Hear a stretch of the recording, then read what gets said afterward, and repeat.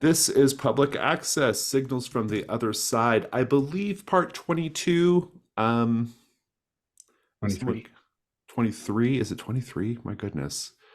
Uh yeah. That sounds good to me.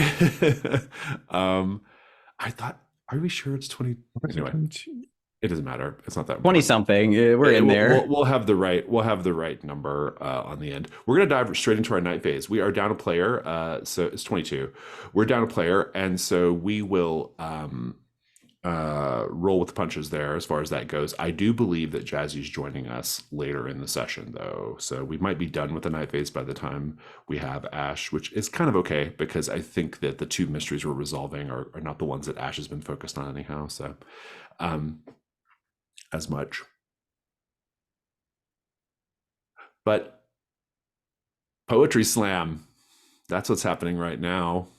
We press play on the tape.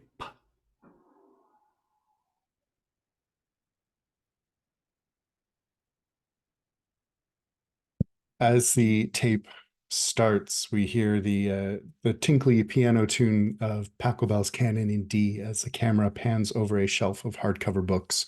The word poetry fades into the center of the screen in fancy script until the bookshelf literally explodes in slow motion, and the word slam crashes in next to poetry as canon is abruptly replaced by heavy metal.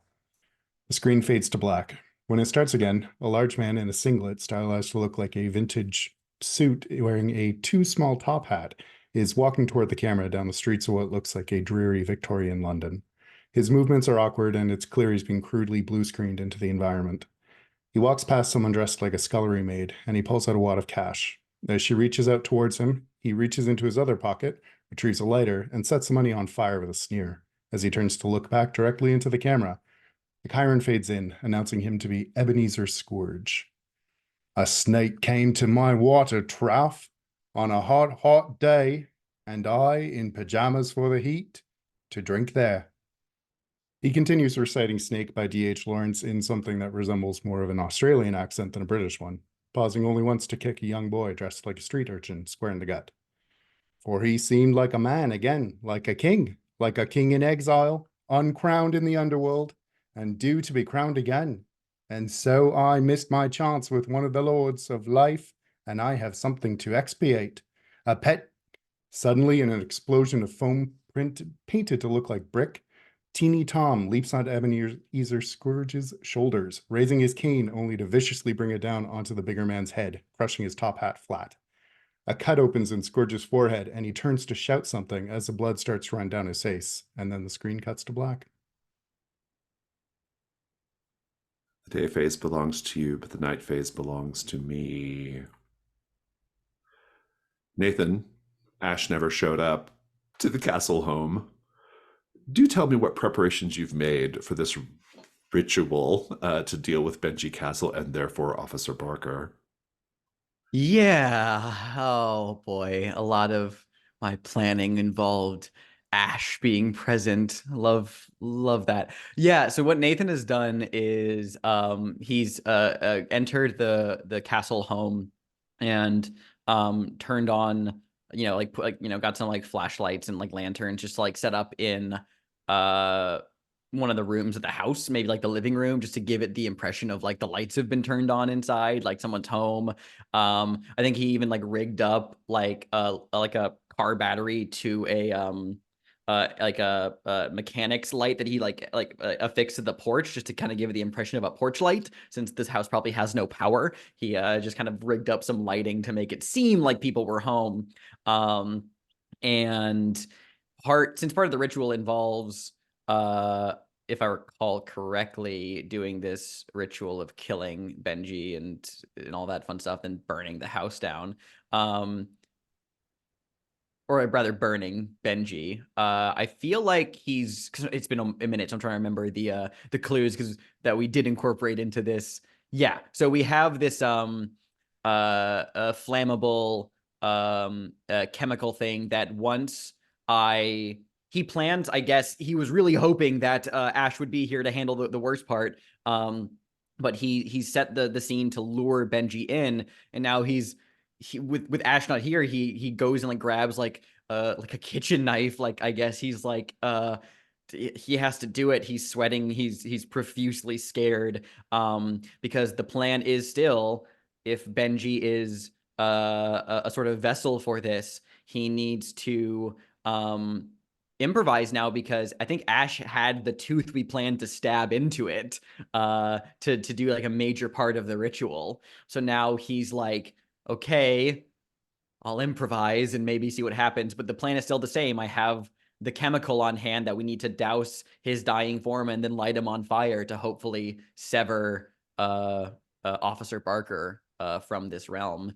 But a major part of the plan, which was Ashley being here to do some of the hard work, is gone. Fantastic. And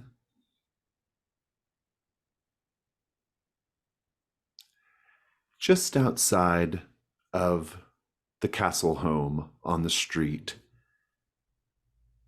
is a Mustang Boss 429, or maybe that's 429. I don't know anything about cars. Gray with black racing stripes. The windows completely tinted dark. It's idling, the headlights are on, and the car just slowly pulls away into the night. Speaking of big muscle cars, Sean and Topher, you're heading over to White Spray. Let's just have the scene with the two of you. Topher in the radio, Sean driving the black Mustang up through the hills.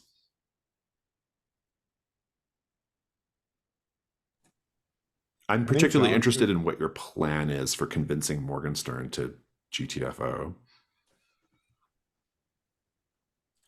That's putting a lot of faith in Sean's poor little brain. But I think Sean is still really rattled by what happened this afternoon with the police officer who tried to kill him. And so he's white knuckling the steering wheel as he's driving, kind of has his jaw clenched. And he is definitely driving too fast, taking turns too hard, and trying to sublimate some of his fear with some crazy reckless driving. The radio turns on and it's I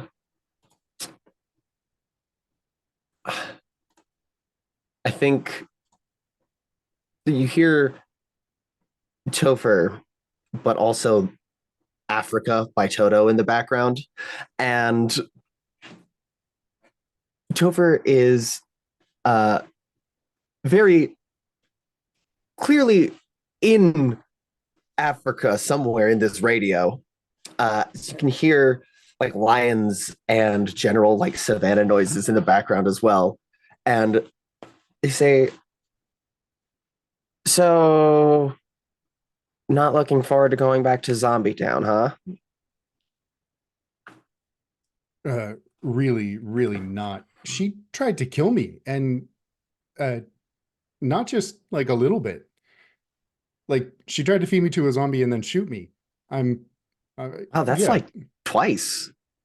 That's like a double kill at one person. That's fucked up. I know. And then the cop earlier tried to kill me too. I'm not having a good couple days, Topher. A cop tried to kill you? Yeah. Oh yeah. No, I remember that actually. I tried to run him over in a video game and then it didn't work and I almost. Don't worry about it. Okay. Yeah. Look, we need to put a stop. There's too much going on. Yeah, I fully agree. Man, this guy is singing so loud. He's right next to me. Could you take like 5? Is it? Yeah, it's Africa. I couldn't. Okay. Someone turned the radio station back. I couldn't get the there's no static channels. Oh, I mean, it's not the worst song ever. No, but also I'm like in Radio Africa, which doesn't make any sense to me. What does it look like? I mean, kind of like a Nat Geographic special, but also there's Africa happening, like the music video. Right. Yeah. I mean, actually, this is kind of like, did you ever see Double Team? I'm kind of like Jean-Claude Van Damme, and you're, a little weird. So you're like Dennis Rodman. I mean, yeah, that makes sense. I haven't seen the movie, but I do know that you are like Jean-Claude Van Damme. That's been very well established over the course of our relationship here, I think. Yeah, yeah. I'm still working on the split, so he is We'll super get there. flexy. No, we'll watch it when this is over. We'll, I mean, when you're not on the TV, I guess. Or when I am. That could be fun. Is this the vulnerable move? I guess I don't know how that. I'm hoping, yeah. Yeah, I think it might be. There's some nostalgia there. Yeah, think about what conditions you want to clear, and I will tell you that as the car gets, as Morgenstern's glass box mansion appears in the night sky ahead of you up in the hills, behind you is the gray Mustang with black racing stripes. You might have glimpsed it a couple of times, Sean. Topher, it just appears as a glitchy black blur to you. And back in Rodenbecker Street, maybe it's Ashley watching Poetry Slam. The tape cuts to a scene of what is pretty clearly a locker room of some sort. There are tall metal lockers, there are little benches, you see a couple of gym bags tossed in the corner. On screen, we are witnessing the last recorded evidence.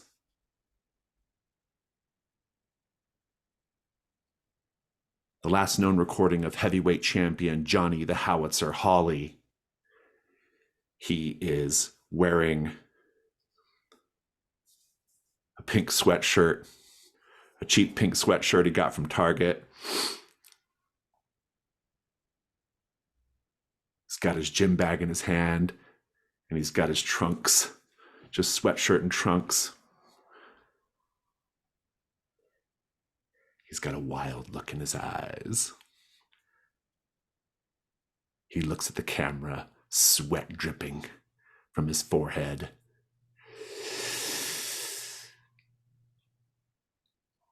Oh, yeah. God knows how our neighbor managed to breed his great sow. Whatever his shrewd secret, he kept it hid.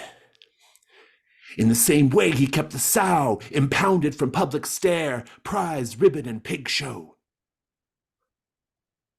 But one dusk, our questions commended us to a tour through his lantern-lit maze of barns, to the lintel of the sunk sty door, to gape at it. Yeah, this was no rose and larkspur china suckling with a penny slot for thrift children, nor dope pig ripe for heckling, about to be glorified for prime flesh and golden crackling. Oh no, brother, in a parsley halo, nor even one of the common barnyard sows, mire-smirched, blousy, munching thistle and knitweed on her snout cruise, bloat ton of milk, on the move, hedged by a litter of fleet-foot ninnies, yeah, shrilling her hulk to halt for a swig at the pink teats.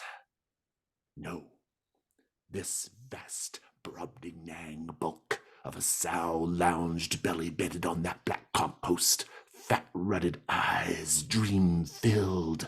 What a vision of ancient hoghood must thus wholly engross the great grand dame, our marvel blazoned a knight, helmed in cuirass. And at that moment, Mad Dog Murray runs into the scene. This wasn't planned. The howitzer looks really confused for a moment and scared. Mad Dog Murray doesn't call him by his wrestling name. He calls him Steve. He yells, "Steve!" And he swings a bat wrapped in barbed wire at Steve's legs. And the scene cuts. Nathan Toomey.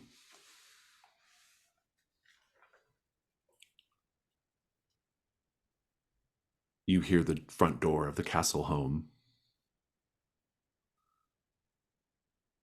being opened. Maybe it's Ash. Maybe. Well, it's sight beyond sight. So what is about to happen and why? You're about to be confronted by Benji Castle. He is going to willingly allow himself to be stabbed and burned because he believes it's what he deserves.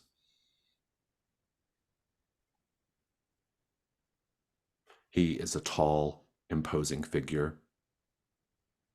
He's wearing the khaki highway patrol outfit that he stole during his escape. He stinks like he hasn't washed in a good few days.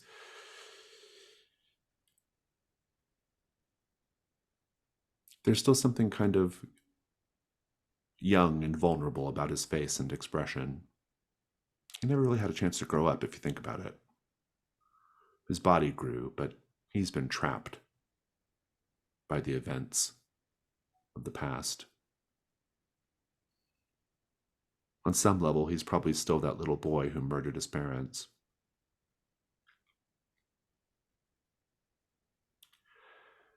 I know what you're doing, and I know what has to happen. And I want you to know that I support you. I'm ready for all of this to be over.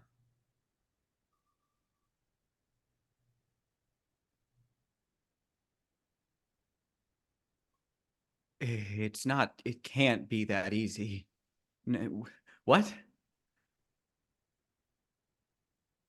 You have to purify me.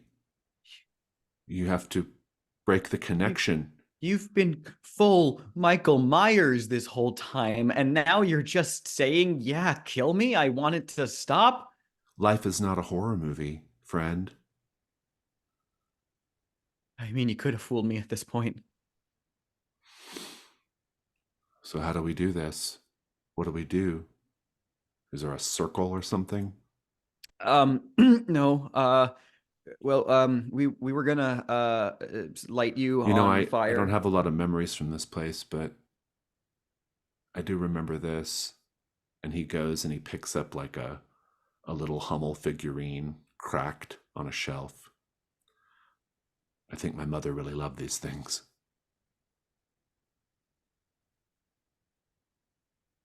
Is Officer Barker here with you? I thought you were like a full puppet. Oh, he's done with me now. He did have one more thing he needed me to do, though. What was that? And here is when you hear from the deeper parts of the house.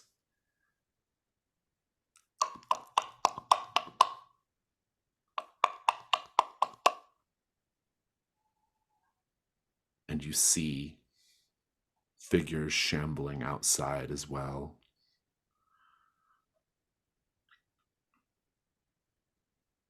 Let's cut over to Sean and Topher. Sean, what's the plan once you get to the Morgenstern Manor? So Sean escaped through a window last time. And I think he's hoping that he'll be able to get in that way. Maybe Morgenstern would have realized that's how he got out. And hopefully he's going to catch Morgenstern by surprise and do the whole locked room approach kind of thing.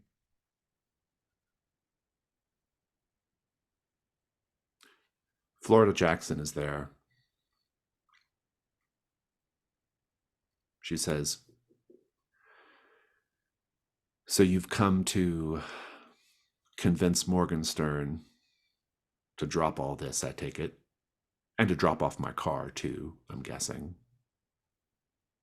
Undecided on the car thing. I figure Mm, that makes us closer to square. yeah, maybe. Morgenstern's currently in his sensory deprivation chamber and is not able to meet you at this time. But you don't really have to worry too much. I've already done the work for you. What kind of work? I've convinced him to let this whole thing go, that the dream is a bad idea. You know, I was there too with you during all that. I saw what it was doing.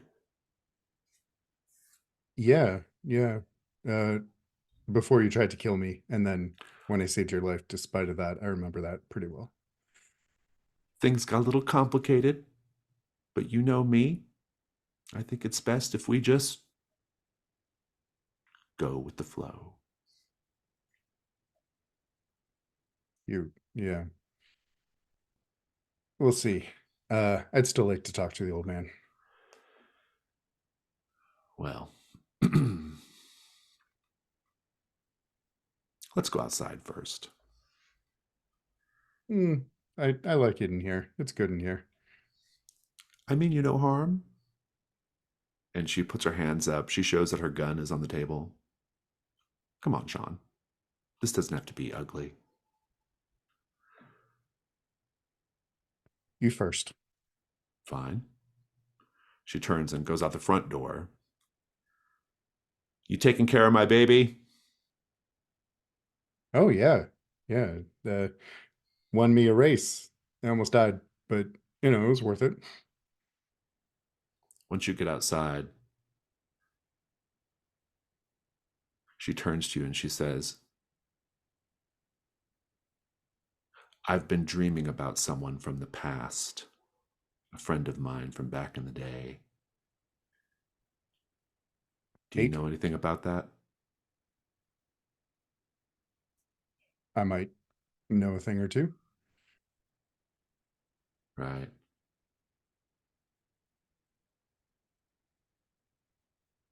Would Kate be cool with you, trying to kill people who've helped you?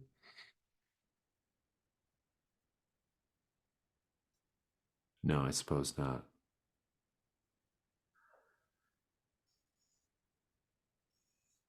And here is when we see the headlights of the pale gray Mustang come around the corner. The Mustang is roaring up the hill. Topher, I think you're aware of it first. What do you do? Well, over the radio, Topher says, "Yeah, there's like a big black hole coming up the street. It's not a big black So hole. look out for that." It is a gray Mustang with black racing stripes. It is roaring toward you. And Flo says, I think he's here for me. And let's cut back over to Ash watching the tape.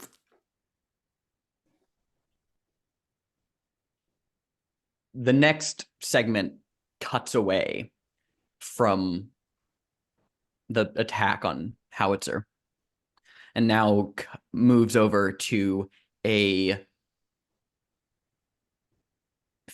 a cross between a funeral parlor with white painted walls, or robin's egg blue carpets, but mixed with like Vito Corleone's office from The Godfather, very shadowed, a corner mahogany desk and a high back chair with gossamer curtains outside, a darkness beyond with occasional flickers of studio artificial lighting, niches and alcoves shelving across the room, has, instead of books, jars and collections of mortician's tools, things that are used to cut open and preserve bodies. And in some of these shadowed alcoves, there are little glowing red eye lights that occasionally blink open as if to give the impression of small little creatures of the night lurking within. A fog machine blankets the floor, swirling around the feet of the man at the desk, who can best be described as a muscle marine John Waters in a three-piece tweed suit and pince-nez costume spectacles on his nose, the very thin pencil mustache over his lip, and slicked back hair, giving the impression of a funeral home director. But atop the tweed suit, he has a dark black cloak with the hood up, fingers steepled in front of him like some sort of evil wizard or necromancer from an 80s film. As he spins in the chair and turns to the camera with his rather placid face, he says, "A noiseless and patient spider. I marked where on a little promontory it stood isolated, marked how to explore the vacant vast surrounding. It launched forth filament, filament, filament out of itself, ever unreeling them, ever tirelessly speeding them. Ah, ah, ah! And you, oh my soul, where you stand, surrounded, detached in measureless oceans of space, ceaselessly musing, venturing, throwing, seeking the spheres to connect them, till the bridge you will need be formed, till the ductile anchor hold, till the gossamer thread you fling catch somewhere. Oh, my soul." Little crash of lightning, and he stares into the camera with that greasy grin as the segment cuts away. Nathan, you see a group of dream clickers stumbling around the interior of the house. Benji says quietly, "I'm really sorry. Dog told me to." The clickers, they look like people who have been so grossly changed and deformed by their consumption of dream that their body swells and cracks. They have crusty dream growth covering up their eyes and their nose. They move by sound, turning their heads left and right to try to hear.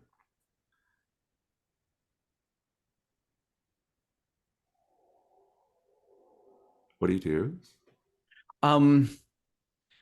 I think Nathan has a panic attack. There's so much happening, and I feel like there's that inclination at first for him to like, all right, well, I got to do it. I got to, I got to see this through. We got to go with the plan. I can maybe still do something about this, but Ashley's not here, and he's fully facing down a panic attack. I think you will notice in the living room that Mrs. Castle has hanging on the wall, it's a little faded and cracked now, but hanging on the wall, there is a clay smiling sun face there, hanging there, looking at you. Benji says, "Do it quick, man, do it quick. Whatever you gotta do, you better do it fast." I think Nathan is pacing the room, like trying to stave off this panic attack. No, I can't. I'm not Ashley. I can't do this. I can't fucking do this, man. And things are getting so worse, and there's a moment where Nathan is just pressed up against the corner, drowning out sounds that we can't hear just because his brain is overwhelmed. His hands are shaking. He can't do this. He's not the violent one, but he knows that if he doesn't do this, probably something worse will happen. And the knowledge that he doesn't know where Ashley is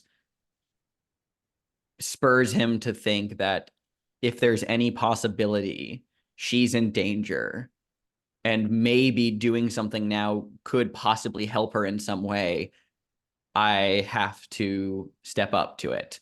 And he doesn't have the guts to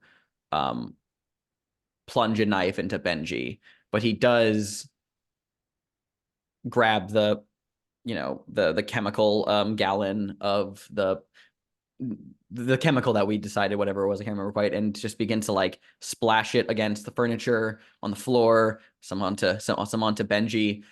He just looks at him and says, I can't, man. We had something we needed to stab you with, but I don't have it. It was a part of it. I don't have it. Is there something? Do you have something, some token of it? He has the mask. The paper mache mask. Can I have it? He gives it to you. Takes it off his face, looks at it. And like when you say paper mache, is it like pretty like solid paper mache, or more of like the flimsy one? Like if you like, would it like break kind of like really hard like cardboard, or is it more like more It's pliable than that? I think it's probably like the strength and texture of like a Starbucks cup carrier. Okay. Yeah. Oh man. Or like a McDonald's cup carrier. Kind Yeah. of egg crate kind of. Uh-huh. I feel like he'll break the mask and kind of like break off like a little triangular wedge shape. It's not the sharpest thing. It's barely sharp at all. But he feels a little bit of like acidity at the back of his throat. And he strikes a match and throws it into the room and lets it catches the fire. And he is going to close his eyes because he doesn't think he can stomach seeing this, and thrust the fragment of the mask forward into Benji's eye. That's probably the only place on the human body that he could stab eggshell cardboard into with any success. I like it. This is going to be the night move. Yeah. What are you afraid is going to happen if you fail? Honestly, that I'm gonna be trapped in a burning house. It's worse than that. You're going to be trapped in a burning house while dream clickers tear you limb from limb. That is worse. It is worse. Let's go ahead and roll with composure if you're okay with that. Or you can run away. But if you want to have a go at the roll, it's composure. I think because of person of interest, I'm putting you at disadvantage. Yep. And yeah. I'm gonna roll at disadvantage. Just in the event I get a miss, because I can finally use something. And I did roll a miss. I got a 6. And so I this is my first time I because I'd like to use Happy Accidents, my custom move, which is once per session, as the result of a miss on a roll, I pose the following question to the table, including the keeper: what minor, easily overlooked details in the scene does Nathan notice and appreciate? Oh, that's good. I gave you one, which was the sun mask. face. Yeah. Everybody else can think about it. We'll come back to this in a moment. Topher, just when... Oh, here's Jazzy. Let's let Jazzy... let's pause briefly to get Jazzy caught up, and then we'll continue. Okay, we've caught Ashley up. Topher, just when like things are getting really hot, just outside of Morgenstern Manor with this Mustang roaring up, Flo thinking that it's here for her, you get pulled away. You are in. I mean, it's kind of like the Stranger Things black dream space, right? It's like that.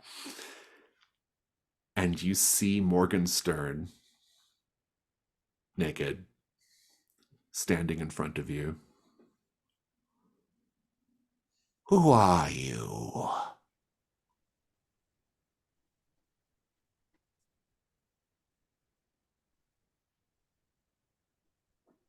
What kind of answer are you expecting from me, Who buddy? are you, and why are you able to find me in my special secret place? I'm your worst fucking nightmare, buddy. Oh, you want to play a little game, do you? Well, you may be my worst nightmare, but let me assure you, I have dealt with nightmares before. When I was but a babe, bouncing up and down on my mother's lap before she handed me off to the nanny, I knew that I would soon be taken over by dark and fitful slumber. Oh, yeah, for sure. I have been tormented by demons such as you for my entire life. Yeah, the demons. I gain power and succor by facing down the shadows, mastering them, and turning them to my own ends. Oh, what? And so, how shall this one go? Well, I'm thinking first I'll start with your tendons, maybe put a little salt on them. Then I think that maybe I'll go for your ankles. I don't know. I haven't had a good piece of meat in a while, buddy. My body has almost entirely turned into gristle. I love jerky. We'll cut away from here. Sean, car roaring up. Flo, I think when she realizes that it's not slowing down and stopping, she's just kind of like stunned, like she doesn't know what to do. The car is going to hit her. What do you do? Sean's going to try and tackle her and get them both out of the way. This is going to be the night move. What do you afraid is going to happen if you fail? Sean will get hit instead. It's worse than that. I think she also will, and you will both die in each other's arms, your battered and broken arms. Between Haunted, Hounded, and Need for Speed, and putting you at disadvantage, you do get to roll Vitality, though, so that's something. Cool. I was actually going to remove Need for Speed with the Nostalgia move, or after Oh, the okay, Nostalgia you can move. take that off. Yeah, I think you're still probably Haunted and Hounded, though. Fair. I am hoping that, so several weeks ago, Sean received Maynard Keene's admiration for his physique and physical capabilities. Hoping maybe I can mark that for flat. I'll take it. Yeah, I like it. Yeah, it's good. That puts me at 10. 10. Nice. Go ahead and describe it. How do you save her? I think there is clear waffling on Sean's face for a heartbeat as he considers whether he even should. And then with kind of a grunt of resignation, he just dashes towards her and tackles her and pulls them both to the ground. Let's go to our last part of the tape.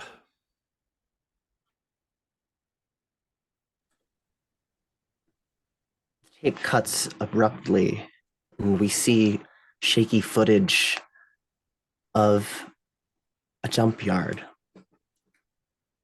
We see Mad Dog, but only his back as he's crouched over top something.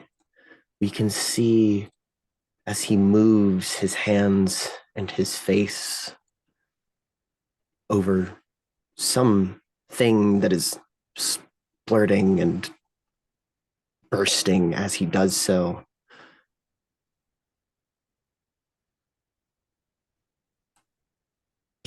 He says, unhorsed and shredded in the grove of combat by a grisly, bristled hound, fabulous enough to straddle that howitzer's cannon. And he stands and turns, and Take On Me begins playing in a very stylized chip tune. And he starts dancing, and these jagged black tentacles and strange geometric symbols start appearing around him. And a spotlight turns on as he hits the big final pose. And we see that he's wearing an Officer Barker mask. He looks at the camera and he says, "Stay rough on crime." And the credits briefly roll, but pause on the sound design, only credited to Kate's mix. Nathan, well, so right now, Jazz, we are all currently doing Nathan's new move, which is Happy Accidents, and every player needs to describe something easily overlooked in the scene that Nathan notices and appreciates and will presumably help him survive right now. I already described a clay, a pottery sun mask hanging on the wall of the castle home. But if anybody else wants to add something, please do.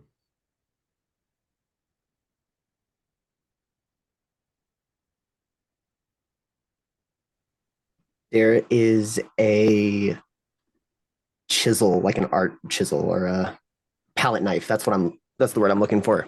There's a palette knife nearby that clay mask, but when the light catches off it, it almost seems as if it's made out of television static.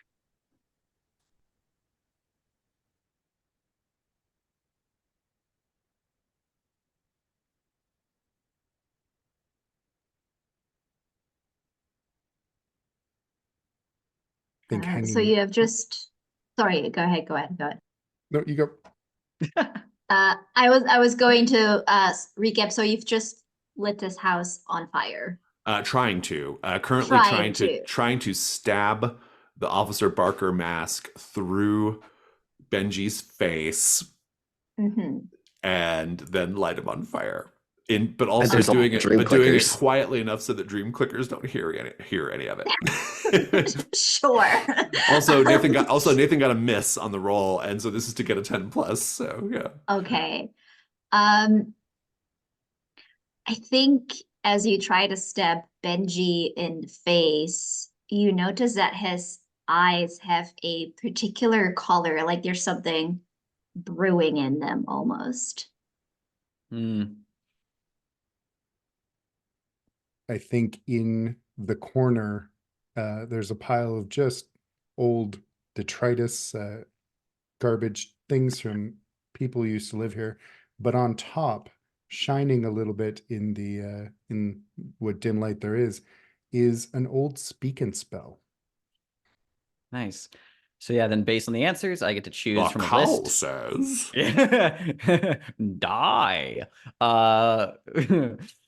Speak and spell horror is an underrated niche. Yeah, I'm gonna seize a momentary advantage. So I get to treat the rolls if I had a 10. I think that the advantage I'll grab here from those lovely contributions will actually be the palette knife.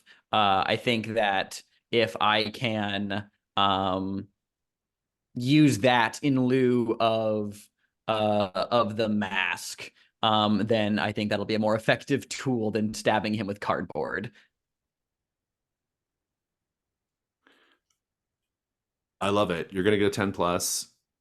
I think we just see the aftermath of the ritual, which is the house going up in flames. Ash, you were late, And when you get there, you see the house going up in flames. You can hear commotion. You can hear dream clickers. And perhaps most distressful of all, you can hear approaching the house behind you.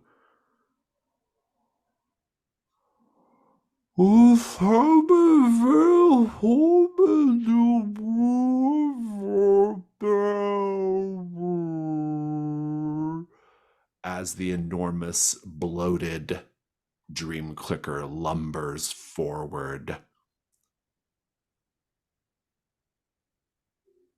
She kind of like looks at a house and goes like, okay, fine. Hey, buddy, over here. And I'll try to lure him away. Yeah, I love it.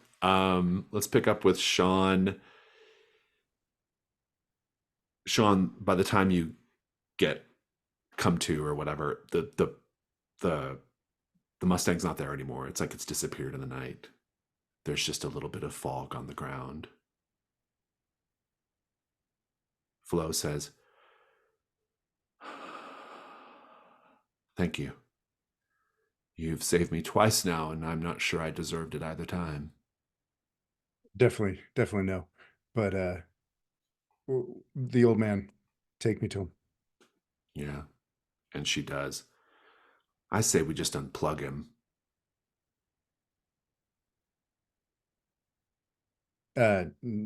No, someone else will just get the project. He needs to shut down. Indeed. She takes you to the sensory deprivation chamber, which is a lot more involved than just a regular old sensory deprivation chamber. When you lift up the lid, you see that there's all kinds of like electronics and stuff wired into Morgenstern as well, as he's floating there in the water, cables and all kinds of weird shit. And he's kind of twitching and grinding his teeth. Flo says, well, what are we supposed to do with this?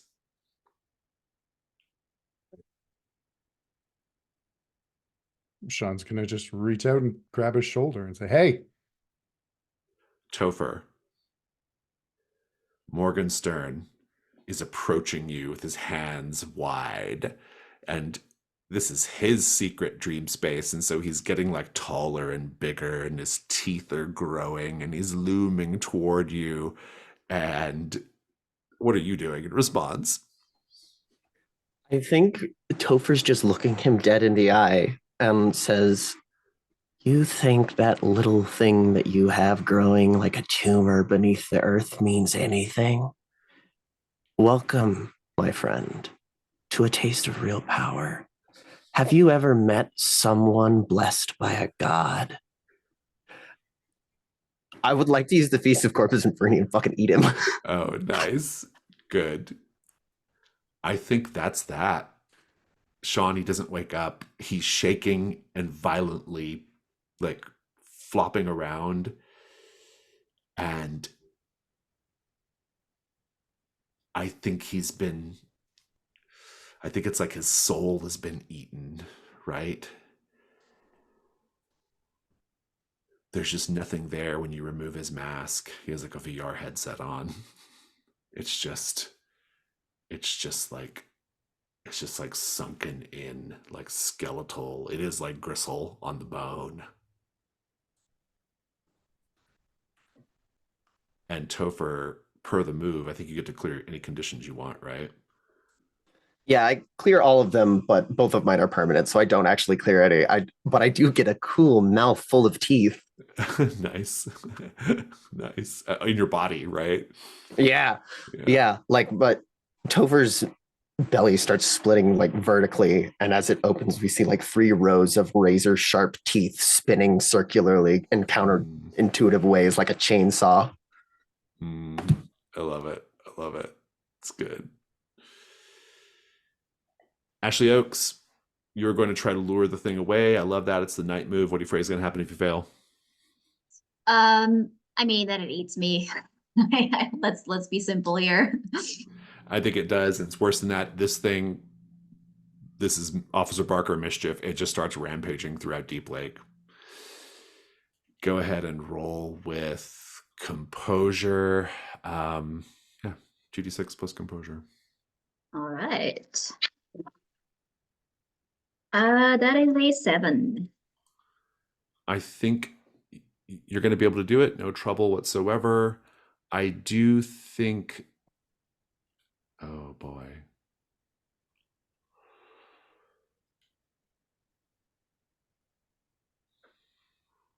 I think you're going to be able to lure it away, but it will continue to be a danger. It's just out there now. Yeah, sure. If I you're kind okay of with like that. that. Yeah. I love that actually. And I think it would be very funny if we see like through the window where Nathan is like fighting Benji, we see just like Ashley in the background, just like running with this giant monster behind her. She's like, hi, sorry I'm late. Nathan, give us the little epilogue here of Officer Barker and Benji Castle on the fire. Yeah, I feel like we see Nathan like throw himself through the front door of the building, just like stumbling down the porch as the flames are kind of increasing. He comes out covered a little bit singed in a couple of places. It was a close call there. He looks exasperated and almost in disbelief just seeing Ashley show up here. But any sort of anger or concern that may have been present is kind of washed away by her just being like, hi, sorry, I'm late. There's this kind of just essence of Ashley that disarms him. But he looks back at the burning household and the flames seem red, angry. And he doesn't think too closely about the smells that are coming from the inside.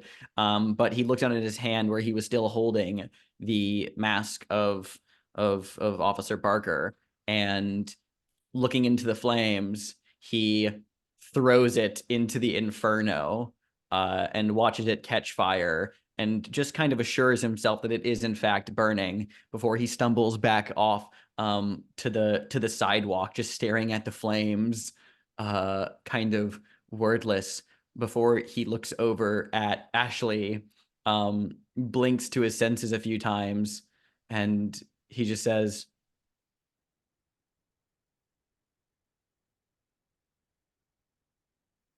"You owe me dinner."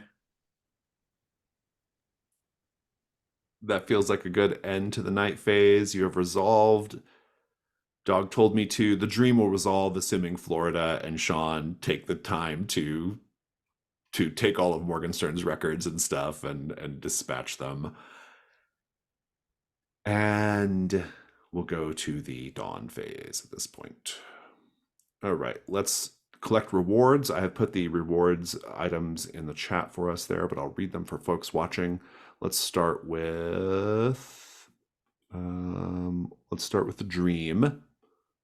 So the dream rewards are a pint container of the dream, add it to your corner of the house.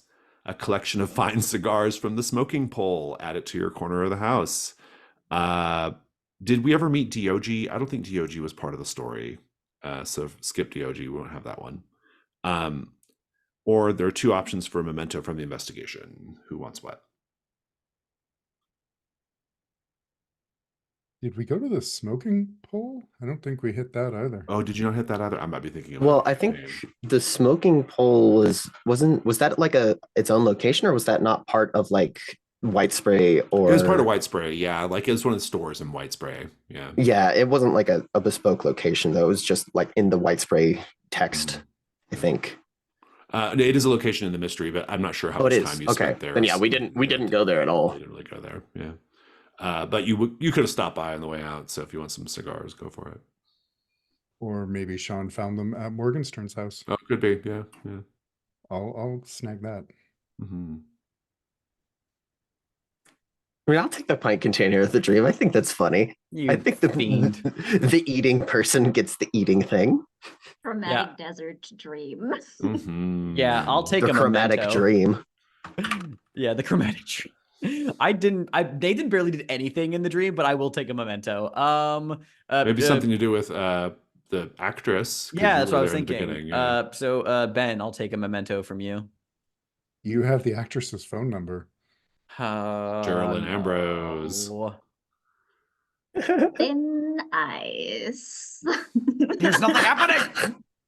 Thin How do you spell zero ice. again? I'll also take a memento. Steph, why don't you make one up for me? Okay. I don't think Ashley interacted with the dream like at all. So Oh, I have a good one. I think that Morgenstern was trying to like make some prototype like early merchandise for the dream, and like specifically for the aftermath of like, yeah, people are gonna actually love the dream zombies, I think. So I think you have a dream clicker keychain. He thought about she like would. he thought about like trying to capitalize on this side effect. Yeah, like action figures. It's like an actual stim keychain where if you push a button, it makes a clicking sound. Yeah. That's pretty good. Yeah. And Ashley just has it so that when Nathan starts freaking out, she can like give it to him. You're not helping. He clicks the sound. This is actually traumatizing. He's still doing it. I love it. I love it. That's great. Fantastic. Let's do our rewards for Dog Told Me To. Okay. Where are we at? Benji Castle's homemade paper mache Officer Barker mask. Add it to your corner of the house. I did burn it. Unless you didn't. Unless I didn't. True. Very Yeah. true. Yeah, someone finds that in the ashes. Ashley, stay away from that. The Officer Barker Anti-Crime Pop EP Rough Stuff on a format of your choosing. Add it to your corner of the house. You do have to paint the scene, though, and name one of the songs on the album. If Cassandra is alive when the mystery is resolved, I believe she is. Where do we leave Cassie? I don't think she anything is happened to her. alive. Yeah. Yeah, she's good. Otis March. Who's Otis March? I don't know who that is. Her adoptive dad, the sheriff guy. Oh, Or not the that's sheriff, right. Cop, yeah. I don't know. Did we ever meet him, though? Did we meet him? I think he was mentioned, but I don't think we ever Mentioned, met him. but we didn't meet him. Let's just skip that one. I don't think that one feels salient. Okay. All the Latchkeys get access to a new move, a damn fine cup of coffee. Did we go to the Dark Star Cafe? I feel like we did. Did we not? I felt like someone went to the Dark Star. I've played Dog Told Me To like 4 I know, I've played times. it like 4 times. I can't remember. It's hard to remember. We didn't. I don't think we did. Not this one. Nevertheless, I think it's available. I think it's available. Lo and Sean did go to a coffee shop in Whitesbury. It could have been that one. Yeah, when you perform the nostalgic move at Dark Star and you successfully clear one of your conditions, add 1 to Reason, no max, for the duration of the day phase. I mean, we don't have much time left in the campaign, so that That's probably fine. won't be that salient, but it's there. Or a memento from the investigation. So we can have a couple of memento options since we have a couple of reward options here that don't make a lot of sense. So I just want to know if someone grabbed that mask. That's the main thing. That's the main thing, yeah. I mean, I don't mind having it. Do you want Nathan to break up with Ashley?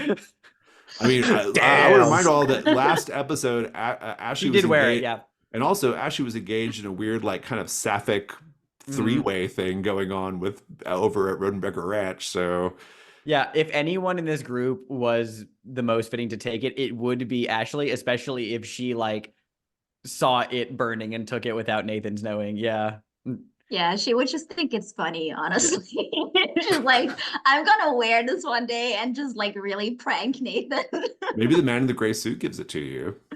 Ooh. Oh, he would, wouldn't he? He would. Yeah, I'll take it. I mean, I think I've got to take the anti-crime pop EP.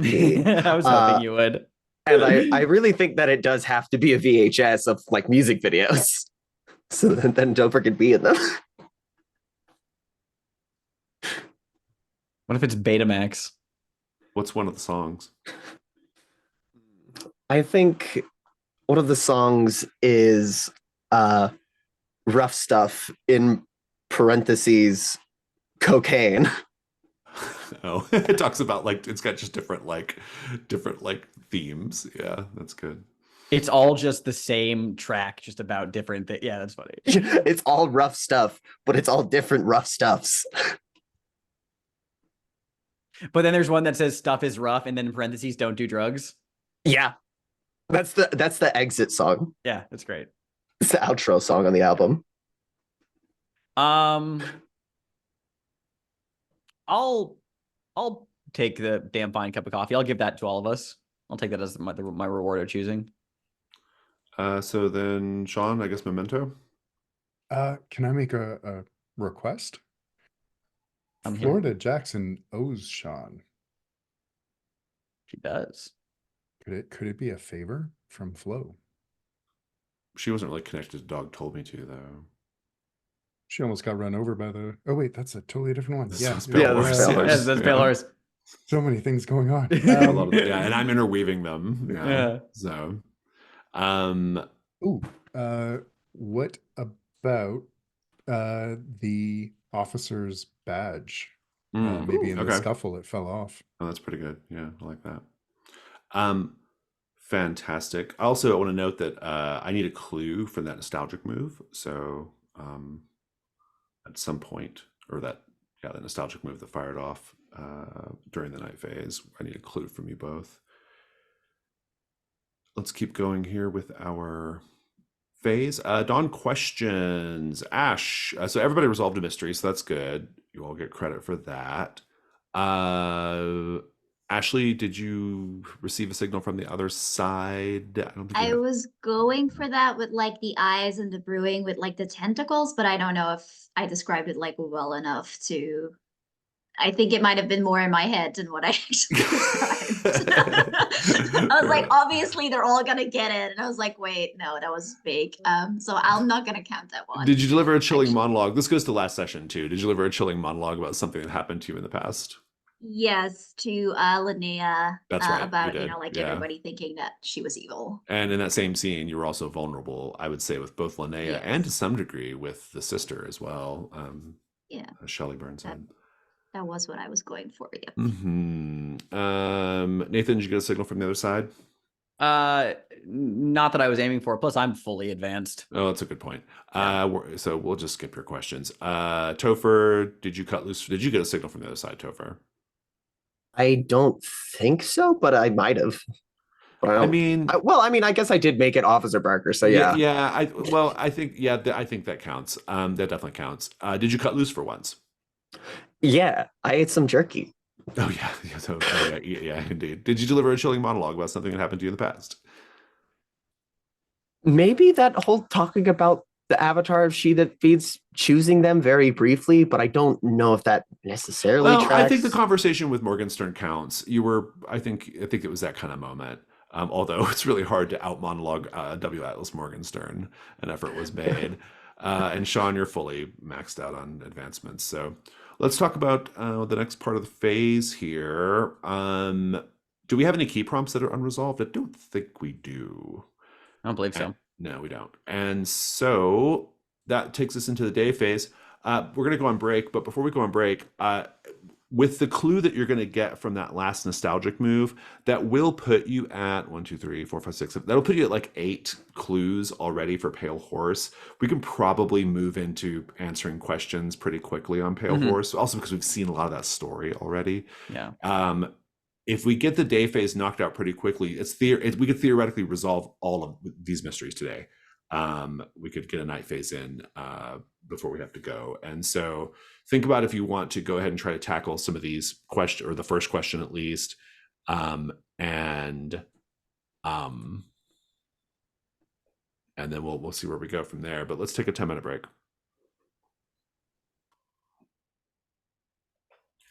Okay, we are in our day phase. You do have 8 clues, one of which I think we're still waiting on, maybe. I don't know. Did you all come up with that clue? Yeah, I got it down. It is Toto's Africa, but the portion of the song that says, "Hurry, boy, she's waiting there for you," skips and repeats when death was driving near us. Oh, very good. Okay, I like that. I like that a lot. Do you all want to take a crack at the first question, or what? I mean, I feel like we got the clues for it. You have lots of clues. Yeah. The Yeah. question is, what or did Kate escape the other side on her own, or is she being pulled back to our world by someone or something else?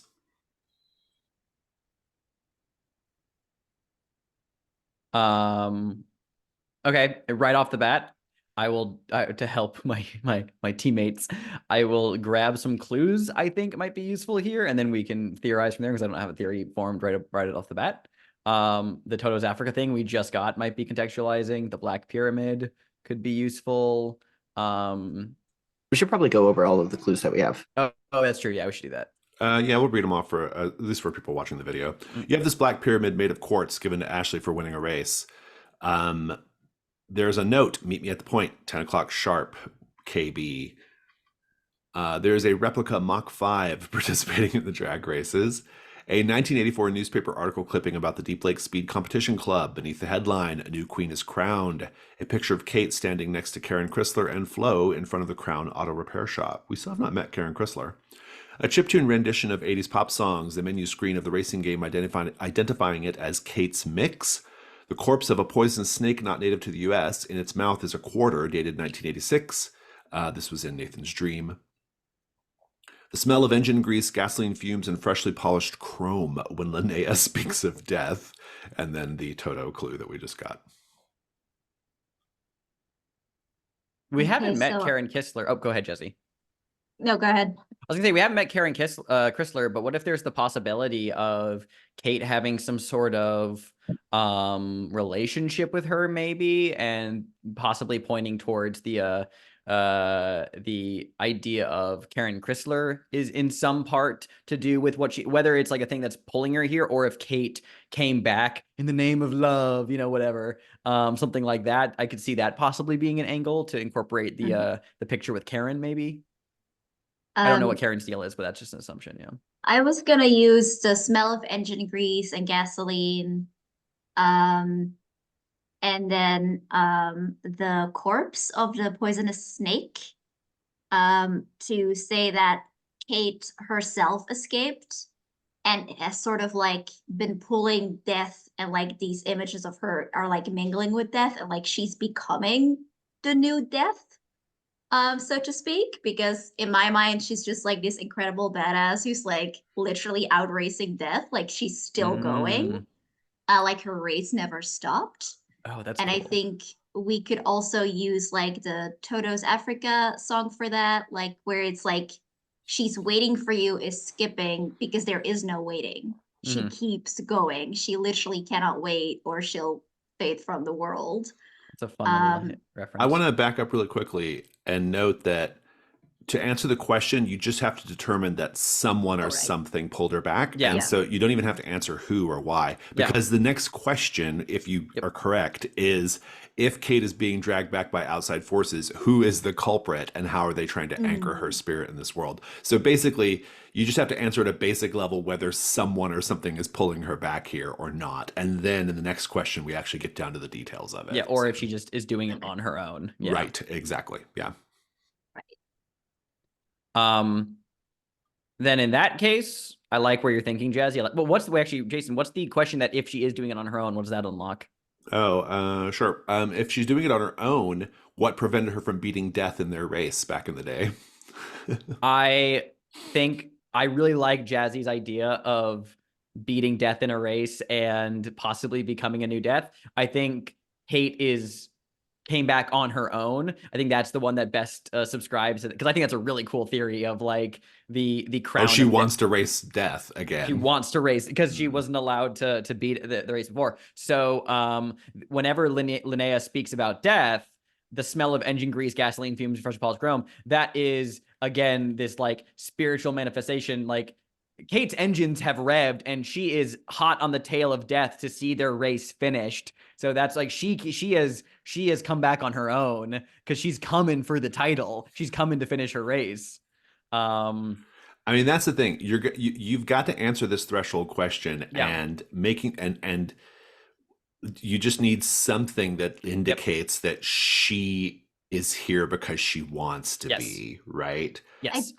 Yeah. I think maybe that we can use the note. The note, I think. Is the was Meet me yeah. at a point, because she's like giving instructions. She's like giving instructions. saying people, She's right? actively doing a thing. I think that's this probably the most isn't like a relevant call clue. for help. This is a come meet me, come raise Yeah. me, like this is an active participant in what's happening to her. Absolutely. The reason why I think that we can use still use the smell of engine grease, gasoline fumes, and freshly polished chrome as a clue for this is just indicative of the fact that like she came back on her own. And this is just contextualizing the fact that she is a relentless pursuer and nothing stopping her. Even the mention of death, you catch whiffs of her tearing up, in her driving, so that's just indicating of like the she's a force of her badass. personality. The force of her Yeah. personality is I like bust that. That's through. good. Yeah. Yeah. So she's a bad bitch, and bad like bitch. Yeah. and she's doing her thing. Yeah, I think it's really good.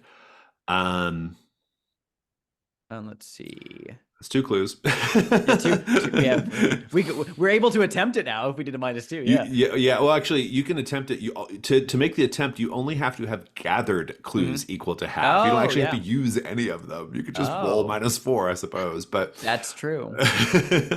But you're rolling at -2 presently. Yeah. So yeah. Go ahead.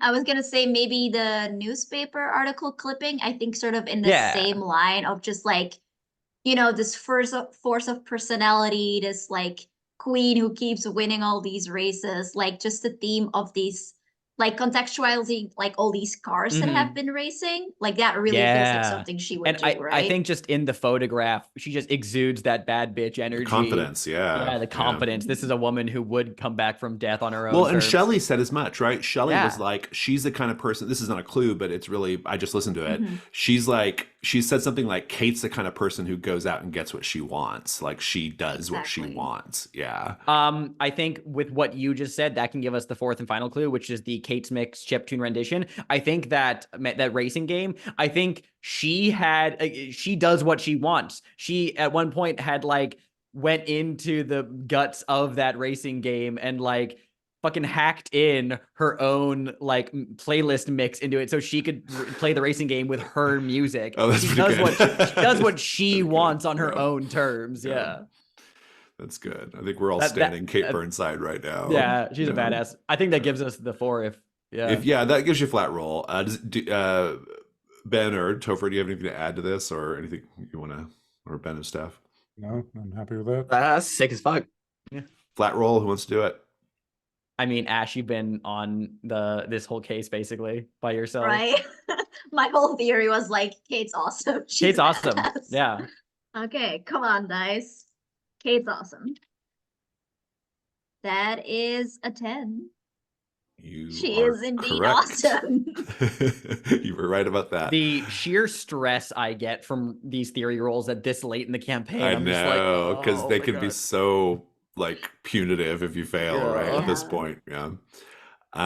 Let's take a look at the next question. If she escaped on her own, what prevented her from beating death in their race? So, I mean, I think we can, and the resolution is important here because you have to help Kate complete her task, then race death in a rematch. If you win, you actually get access to a custom move. If you lose, Kate is dragged back to the other side. So no matter what, the resolution is just Kate does the race. You help her get her final race against her rematch against death. It's a complexity 4. If you all have 4 clues, if you want to have a go at it, or if you want to investigate a little bit. But I will say from my personal angle, because I haven't really done much for this as Nathan, because I have a move that gives me extra clues regardless. So I could I'd be fine to like do a little bit more clue finding on a very simple level, and then we can take a crack at this before we jump into the night. I see. I kind of like personally like the idea, especially because we haven't had. Well, Sean's getting a clue too from the little stumble on a clue move. Yeah, and I feel like Nathan and Ashley haven't had some time together in a long time, so I kind of just like the framing anyway of like Nathan is helping Ashley because he help piece this thing together, and he's just kind of like devoting some time with her. So I can use my research. I can begin researching the subjects and helping her out with this since I get some more clues. Ben, this is your chance to put your thumb really heavily on the on the answer here, since because you get to create your clue if you want. So that would be a big bonus as far as this goes. Especially because a couple of these clues are really kind of strange, like the snake with the quarter and the pyramid. I have no idea what you're all going to do with that to answer why did she lose the first time. It's very, very abstract and weird, but I don't know. So I would also, I'd like to meet Karen before yeah, we try and I think answer. meeting Karen is a good idea. Yeah. So Sean's going to go meet Karen. Also, we're going to get a clue from one of your moves, Sean. I don't remember what it's called. What's your move called? Truth is out There's there. something out there, or the truth is out there. That's it. Yeah, yeah. I Nathan think and Ashley. Nathan and Ashley should go have coffee together at the Dark Star Cafe. The Dark Star, yeah. Also get a nostalgic move in there, and we can say that like Nathan had like they have like a bunch of like files and books that they have on this topic, and they're kind of like having coffee and talking and going through the research at the same time. So it's kind of like a mixed media situation. Ashley, are you okay with that? Yep, absolutely. Okay. Sounds good. Well, Topher, what do you want to do? That's a great question. I think as you slowly dissolve into a weird pixel monster. Yummy. I think Topher's going to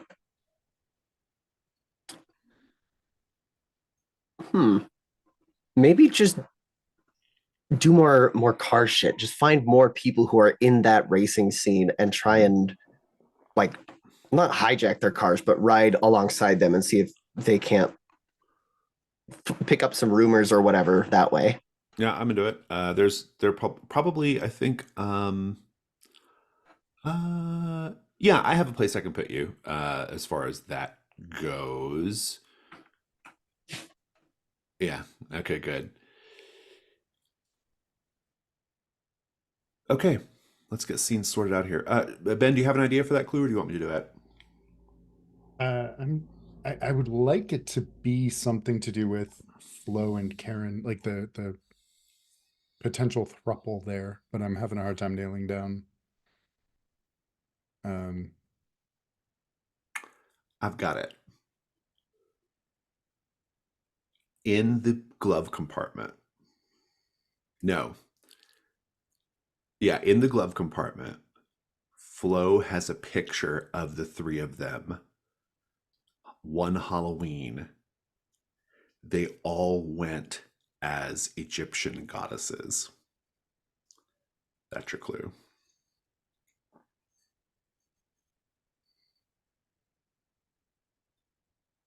I think, and this is not even like really weird and like someone secretive helping you. I think this is literally just Flo pulling it out of the glove compartment while you two of yours sitting in her car, by the way, that she's still letting you use on a temporary basis. Her payback for the times you've saved her.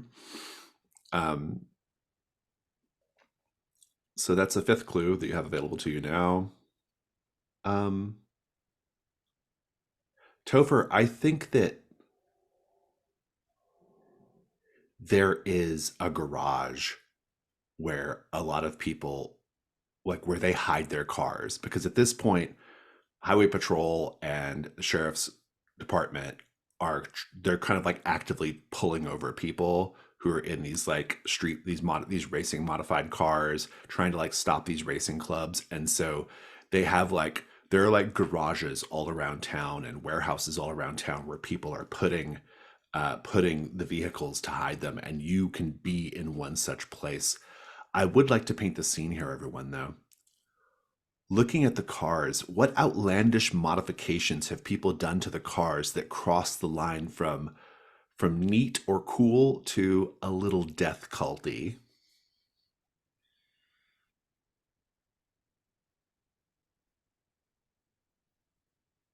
Some of the spoilers on these cars are so sharp that you could cut yourself just accidentally brushing it.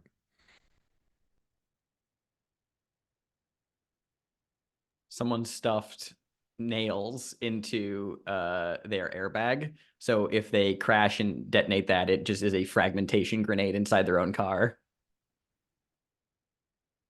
I think someone else is like put all these like little metal plates like on their car, and it's like from all the cars that have crashed during the races, especially like the cars that they, pushed off the road. There are a number of cars that have large like spikes extruding from the center of the hubcaps so that they can crash into other cars and destroy their tires at the same time. I like the idea of those like spikes looking like athames. Just to give that death culty vibe, you know? We'll pick up the scene in a moment. Let's talk about Crown Auto Repair. This is where Karen Chrysler can be found, Sean. And it's a small 2-lift car garage. Cars and trucks. Actually, yeah. A small 2-lift car garage. Cars and trucks sit in various states of repair in the lot out front. Sounds of metal clanking, hammer drill. An engine block hangs from chains over a workbench off to the side. There's a pot of coffee on a filing cabinet near the door. Hiding under a plain tarp in the back, an old Chevelle SS, mostly restored, but still needing just a little more work. Let's paint the scene, everyone. What do we see here that tells us that the mechanic who runs this shop, Karen, was once Deep Lake's racing queen?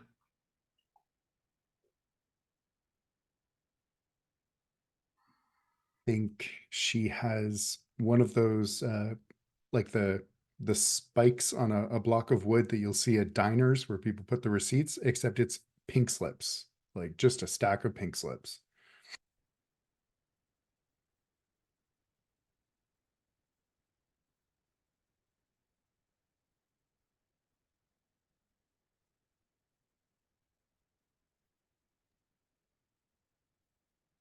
It's what's in the location, right? Not about her.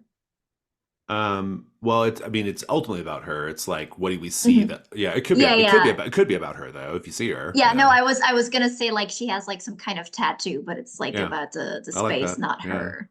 Yeah, I And- think she, if that's okay, I think she has like this really, Mhm. dramatic tattoo of a car and the Mm. speed lines and all Mhm. that. I mean, the fact that she used to be the racing queen might have a lot to do with the mystery, right? I mean, Could you repeat the question one more time? Yeah. What do we?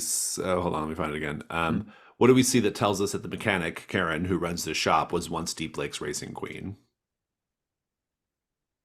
I think there's a small like display case, and in it is a clearly like handcrafted tiara that's made of engine parts. There's a cardboard box that's beginning to soak up some engine oil in one of its corners, and inside is a collection of merchandise that has now faded into obscurity because Crown Auto Repair once branded itself in the olden days around, her being the racing queen, and it's just all of these like shirts with the logo and like home to the racing queen of Degoya County, stuff like that has just been shoved off into a corner because it doesn't sell. Fantastic. We'll pick up with this in a moment. At the Dark Star Cafe, we see tables topped with stills from classic B sci-fi movies. There's a black tile floor with neon pink grid. It's noticeably devoid of any overt signs of patriotism, despite the recently passed July 4th weekend. This cafe has been operating in Deep Lake for less than a year, but its owners grew up, left, and returned. Paint the scene. The owners of this recently established coffee house have embraced Deep Lake's peculiar history. What touches have they added to honor some of Deep Lake's strangest urban legends, many of which you've all encountered in recent months? I think this is such an old callback, so I'm not 100% sure if I have this right, but I think they've like done all the lights to resemble Starlight Kingdom, which if I remember, there was like this whole thing with the lights in the sky there, and they've done like up all the lights in the ceiling that way. The instead of like large, extra large, if you want the biggest size, it's ordering the big man.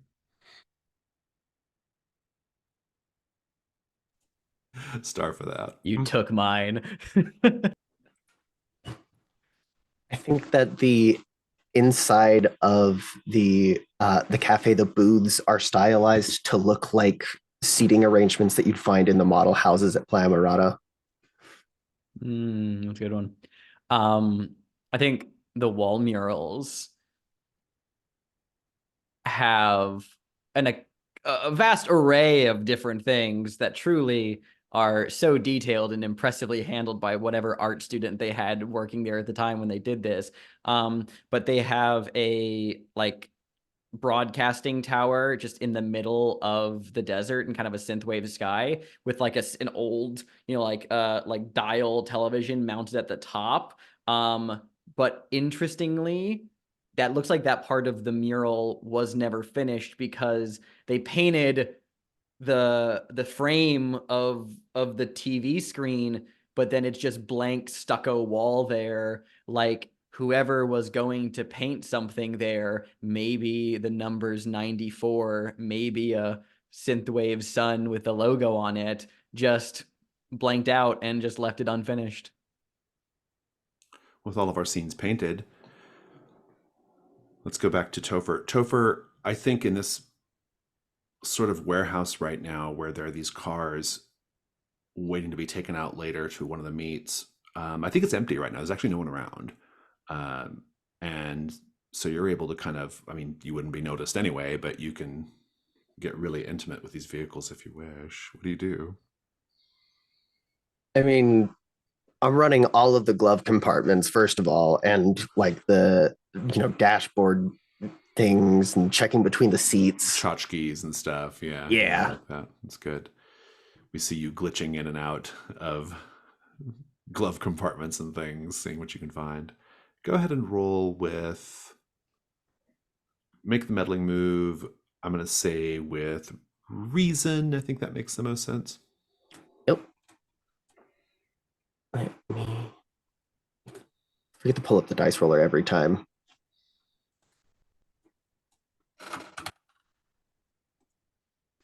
Six. I think when you look up at one point, you see that you're not alone in the warehouse. In fact, you see someone by their build, it looks like a man, dressed all in black. Black leather coat, black gloves, black jeans and boots, wearing a helmet with a tinted visor. And then, before you know it, they're right in front of you. And you can see just beyond the tint of the visor, you can see a skull where the head should be. Let's come back to this in a moment.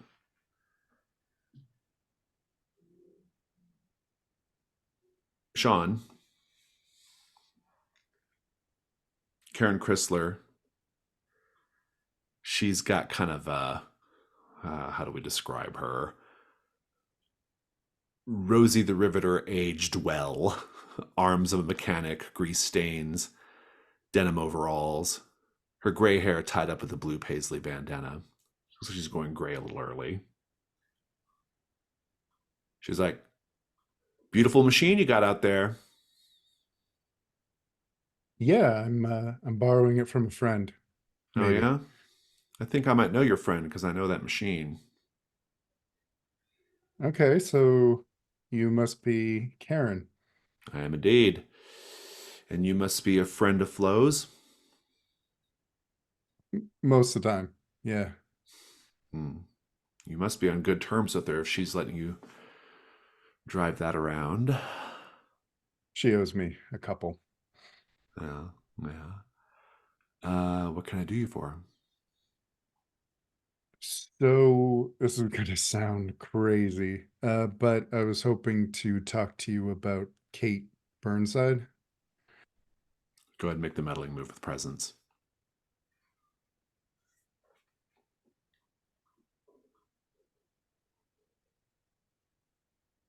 is 7. Kate. I haven't thought about her in a while. What do you want to know?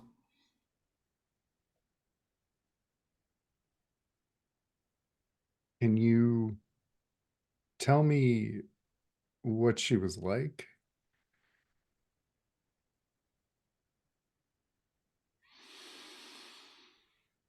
She takes a deep breath. And she goes and she locks the door to the shop and lowers the shade. She's like, sorry, I was just getting ready to go on my lunch break. But yeah, I can chat with you about Kate. Sure. She was good. She was really, really good. While she was alive, she was the street racing queen of Degoya County. There was no one like her. I was always a little jealous of her, truth be told. When she had her accident, the only thing that soothed me was the fact that I became top dog. No longer second banana or a third wheel. Third wheel. That's who was the second wheel? I think you know who. Your clue is basically everything we've been kind of dancing around right now, that Karen benefited from Kate not being around, not only because of the racing queen thing, but also maybe kind of with Flo a little bit. There was some jealousy or something going on there.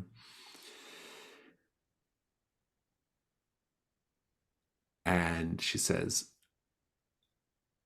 I can see the gears spinning in your head, the fan belt furiously running. I can see you think you're putting 2 and 2 together. Feels like I might be. Yeah. And here you see she's got a great big wrench in her hand.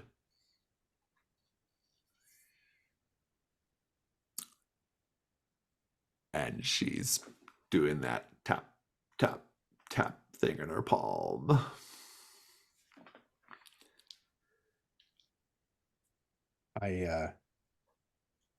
I'm really not looking for any trouble. It's just and this is the part, it sounds crazy. I think I talked to Kate a couple days ago.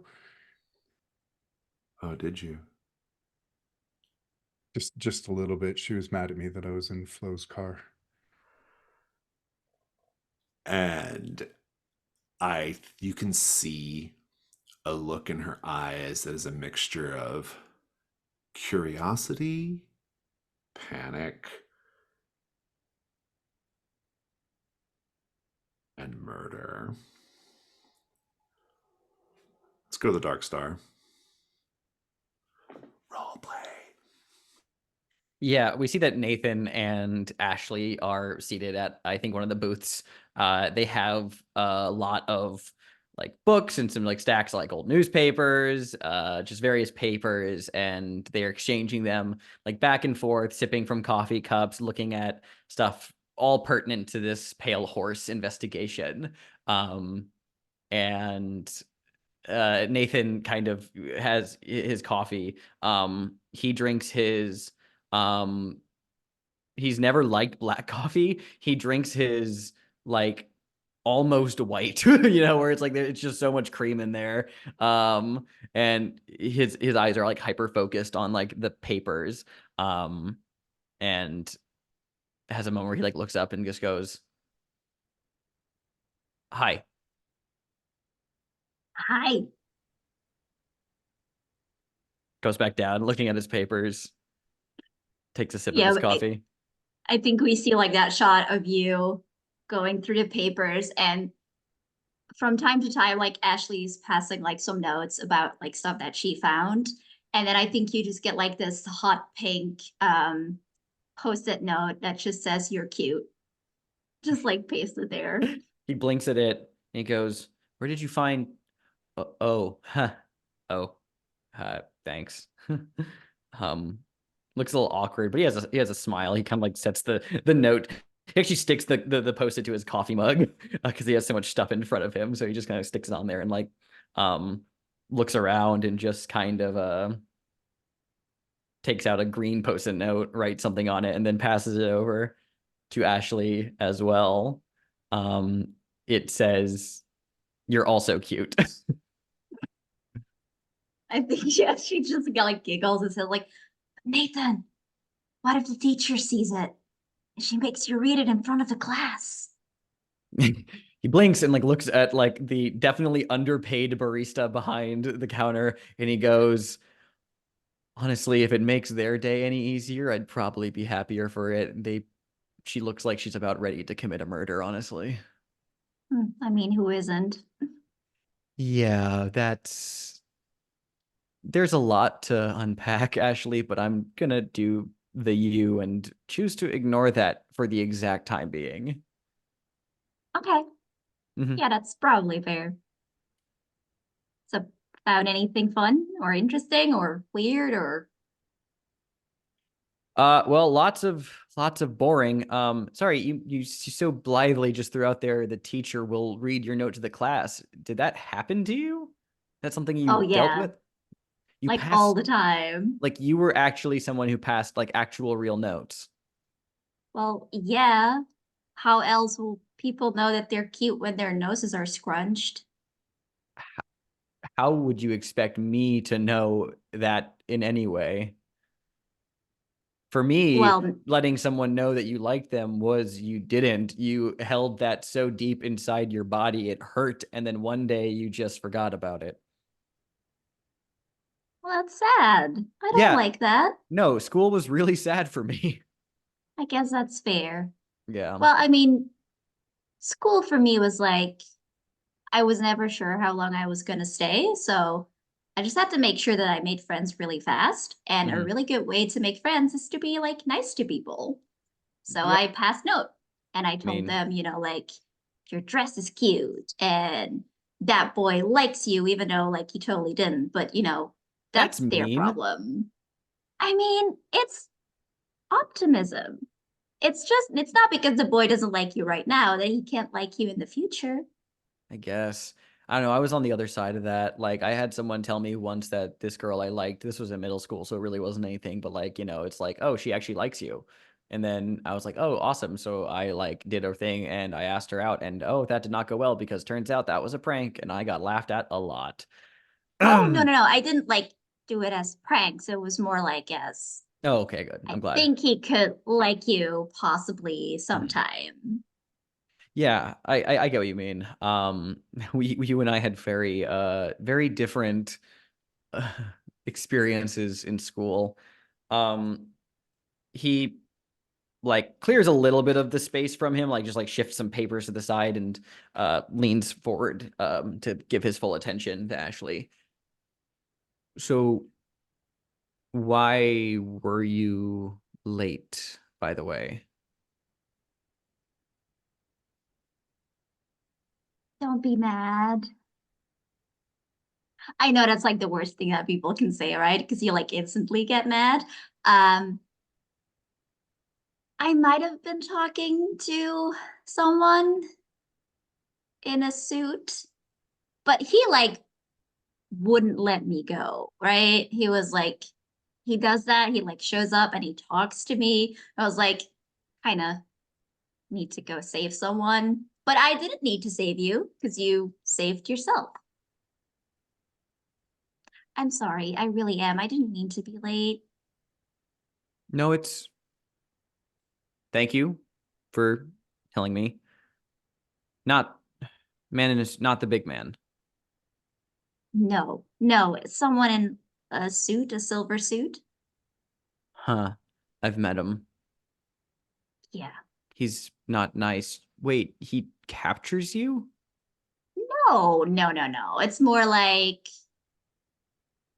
making an offer you can't refuse vibes. But you Like, I do think I refuse. could, I mean, well, he made me an yeah, I do offer. refuse Oh, yeah, he because made that's funny. sure, but no, like, so wait, what offers does he make you? Because he was making offers to me too. What did he ask you to do? I asked you first. Ugh, lame. Okay. Well, I mean, he just gave me like that Officer Barker mask twice, and he talks about a garden that he wants me to be in, I think, but I'm not going back there if He that's mentioned a garden to me too, not directly, but I heard his voice. He like has this moment where he like thinks hard, and like there's a clarity to his mind that really has not been there for some time now. And he says, "This doesn't add up for any of the things that we have currently been dealing with." This is the guy that you said you started seeing right around the time when you were going to like Playa Morado, right? Like you started seeing him when you two were at Playa, yeah, he was smoking there. but he's still around. Ashley, I think He's into me. I think so too. But what? you don't have to worry. Wait, hold on. Wait, what? Where did that come from? Is he doing Oh, overtures? no, no, no. Are Sorry, that wasn't what you're going to say. are Never like mind, other never are mind. people are like are there other people hitting on you that I should know about? Because I feel like I'm like now suddenly worried that there's something going on there. Oh, there's a lot of people hitting on me, but you don't have to worry about that because I wouldn't do anything unless I talk to you about it. You promise? Of course I promise. Okay. No, okay. I have to ask because I've been cheated on before. Um and it's not a pain I want to experience again. Anyway, I get that. like I was I'm saying, sorry. I'll be more careful. no, But no, it's we've been busy. We've been really busy. This is the first time we've actually had the chance to like sit down and talk and just see each other. Look, he puts his like hands, like his palms, flat against the table just to kind of ground himself a bit more. He says, "We've been dealing with a lot, and a lot has happened between you and me, but also in our own respective ways.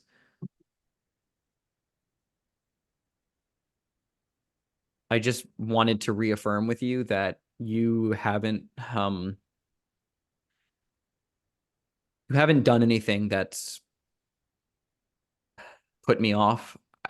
I'm sorry to say that out of the blue. I just wanted to I felt the need to reaffirm for a moment that it's like, as far as I know, we're good, and I still trust you, and I still understand that, well, I don't understand why you do some things, but at the very least, I don't I'm not afraid of you, Ashley. And I just wanted to remind you of that."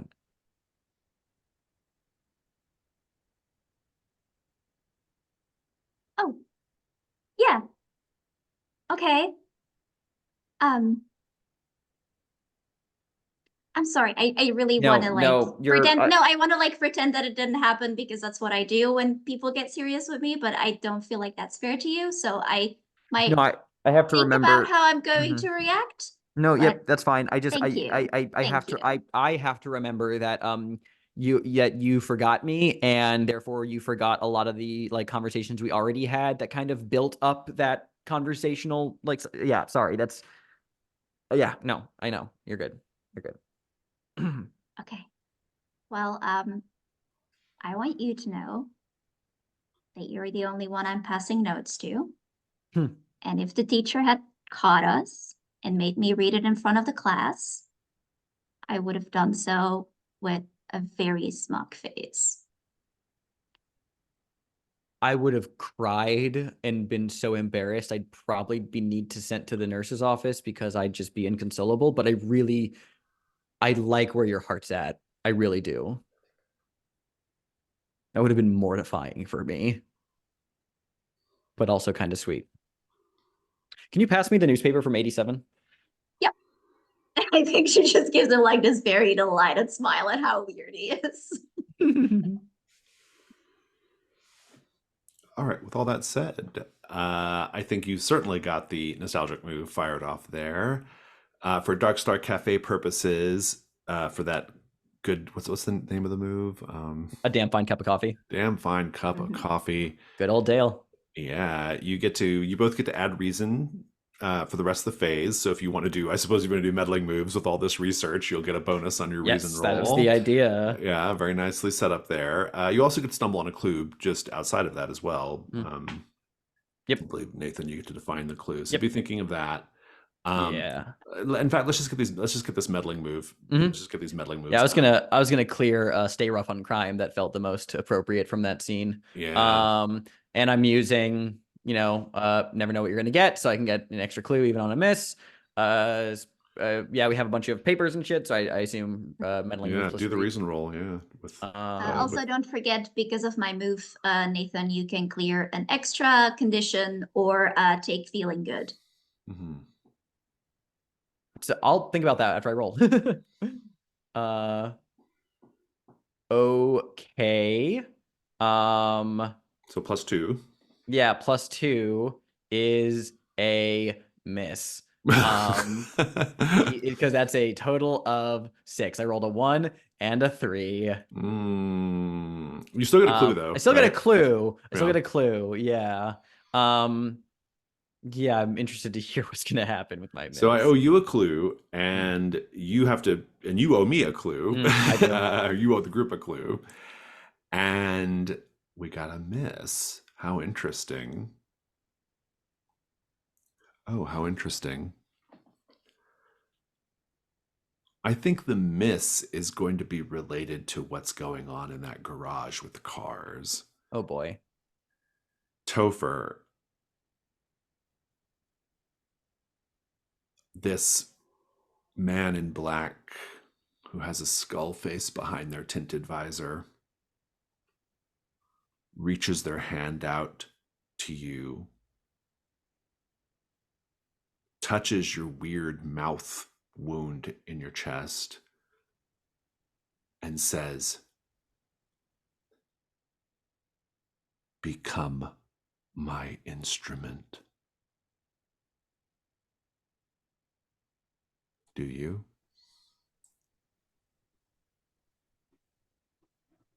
I mean, would that mean that Topher dies?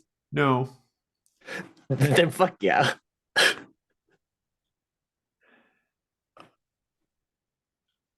And then we find you standing outside of Dark Star Cafe. The man in the black helmet says, "Those two have escaped me one too many times."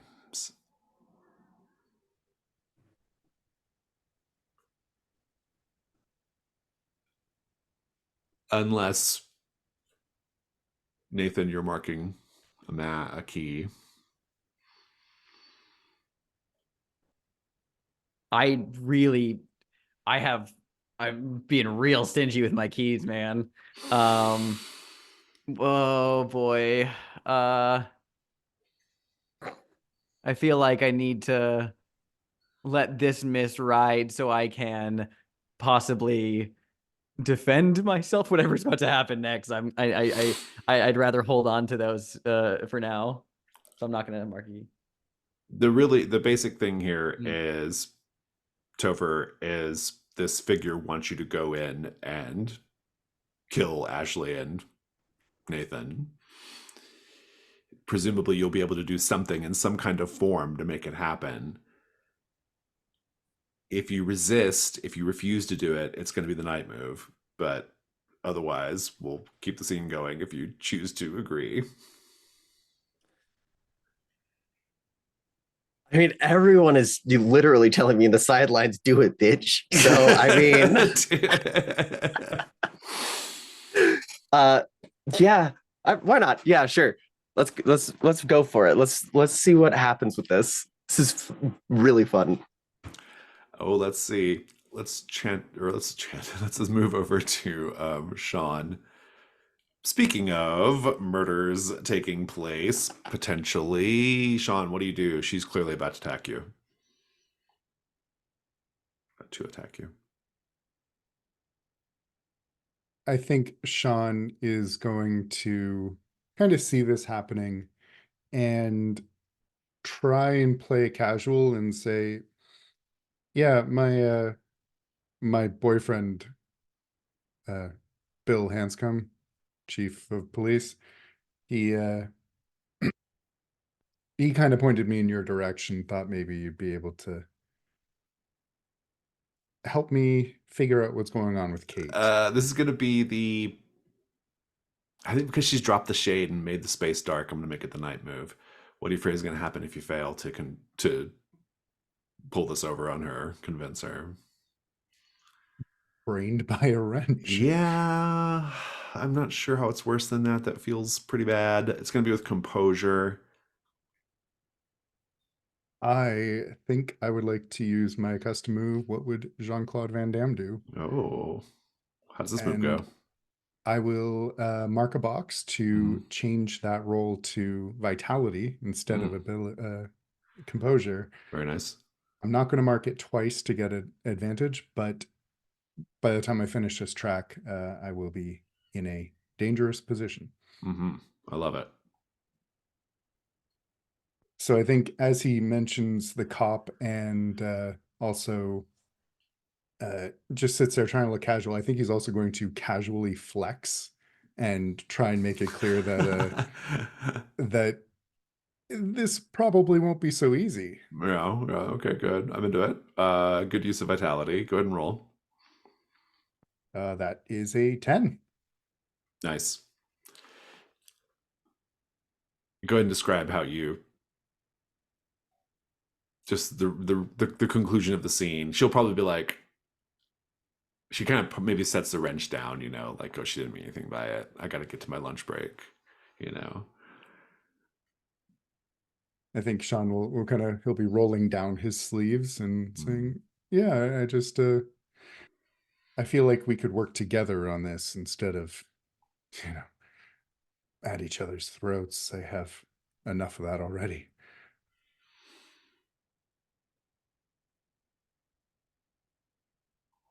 Nathan, Ashley, you don't see Topher per se.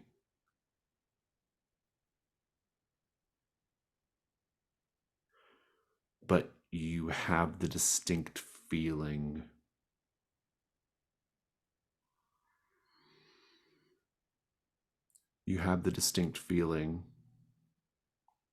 that Dark Star Cafe is being swallowed whole with the two of you in it. Maybe it's this town swallowing the cafe. Maybe it's a yawning void opening up. Maybe it's something more metaphorical than that. But in any case, you are both about to be consumed. And you will ride back with this masked man.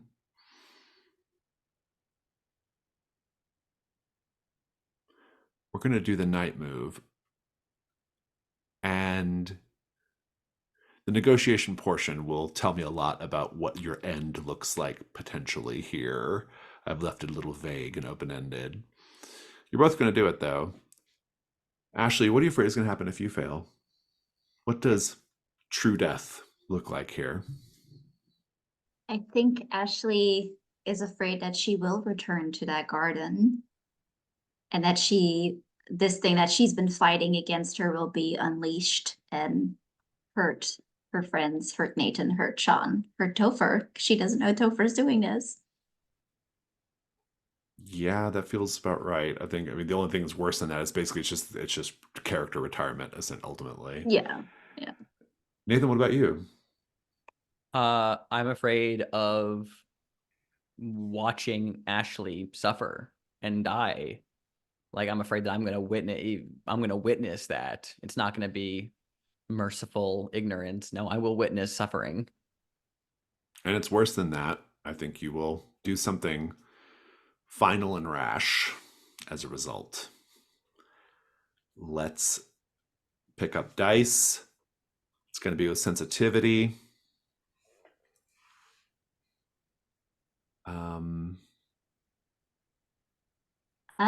Can I argue for Father Martinez's phone number to give me advantage? Because I think Ashley, behind the scenes, sort of off screen, has been like calling him and being in contact with him as like a spiritual Oh, I like it. therapist Yeah, it's who's good. been like Yeah, giving I'm her into it. guidance. Yeah, I'm into it. I'm into it.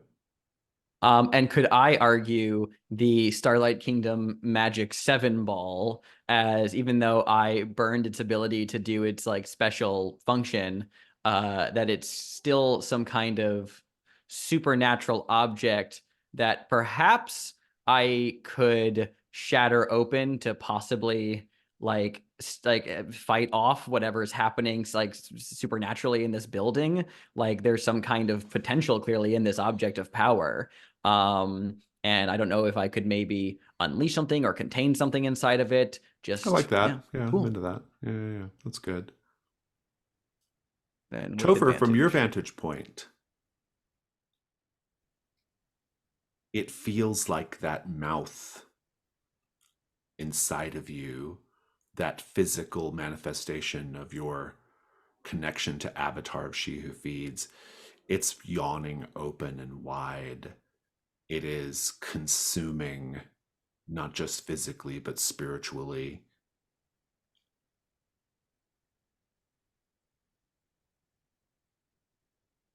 Sensitivity.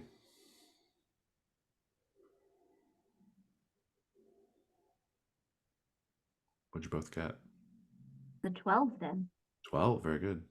I got a hold on, math is hard. I got a 12 as well. Wow. With advantage, it's a 12.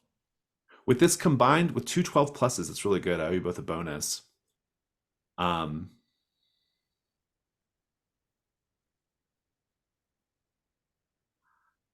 If Topher's into it, or Steph, I think I will make it an option that you can not only resist, but you can pull Topher back from the chromatic desert and indeed unshackle them from Avatar of She Who Feeds.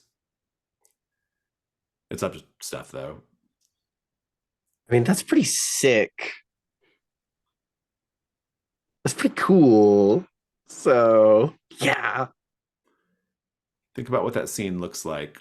Let's take a 5-minute break while I go figure out what the clues are going to be that I owe you all, and also be thinking about the answer to the question as well. So.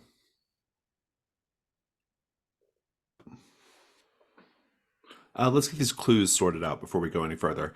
The clue that you get from me is a newspaper clipping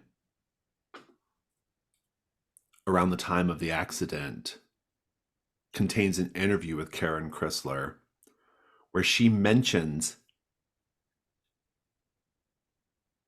she had just done some work on Kate's car. And so she had just seen Kate. I just had her, I just done some work on her car. That's your clue from me. Nathan, what's the other clue going to be? A 1987 news article about a mass recall on faulty auto parts. Oh, very interesting. Okay, interesting. I think that's all the clues sorted, if I'm not mistaken. Ben just added one, yeah. Oh, what was yours, Applied Ben? one of my long-standing truth is out there clues. An Oh, old yeah. newspaper clipping in Sean's Fighting Fantasy book from the late 19th century that reports people in El Paso talking about dead things wandering the streets Oh, and a big red okay. moon. Oh, very interesting indeed. This is getting really interesting. Let's have this scene. I don't know what this is going to look like. I'm leaving up to the three of you, but basically, what you have to accomplish is you pull Topher from the chromatic desert and you break the binding to Avatar of She that feeds. I would like to propose that because like we are in the this populated place like of other people here at Dark Cafe, that like Ashley and Nathan start getting like clearly whole like this consuming feeling is like there's kind of this liminality of like we are between places when we start fighting back against it. So it's like when we resolve this, we just all the patrons in the bar have not, or the cafe don't notice Jack Diddley squat, because it's Maybe there are no patrons in the maybe cafe. Maybe it's that empty. works. Yeah, true. I like that. There might not even be any workers around that you can see. Yeah, Terrifying. Barista went on their smoke break. Yeah, exactly. Yeah. I don't know. Steph, you want to like start with what you think Topher's kind of angle on this is from the hostile entity side, and then we'll go from there. For sure. I think we see Topher standing next to this leather-claden individual, and as Death starts telling Topher to, go on and get him for me, I think we see a sort of television static glitch over Topher's entire form. We see the rainbow static that is prevalent on TVs just in their eyes shifting and shimmering, and they blink, they look down, their maw and their chest is similarly filled with static now. And they look at Death and they say, "Don't change your channel." I think we see that there is like the table, like the silverware and the cups like begin to rattle slightly as there's like a faint tremor present, and it's subtle at first, but as it begins to increase, like Nathan hears something coming from his bag. Like he hears something like shaking around in there, and he like quickly fumbles, like reaches and finds the magic 7 ball from Starlight Kingdom that he just had sitting at the bottom of his bag for so long there, and it's visibly like rattling, and he looks inside the window, which had gone dark the last time he tried to use it. It completely clouded over.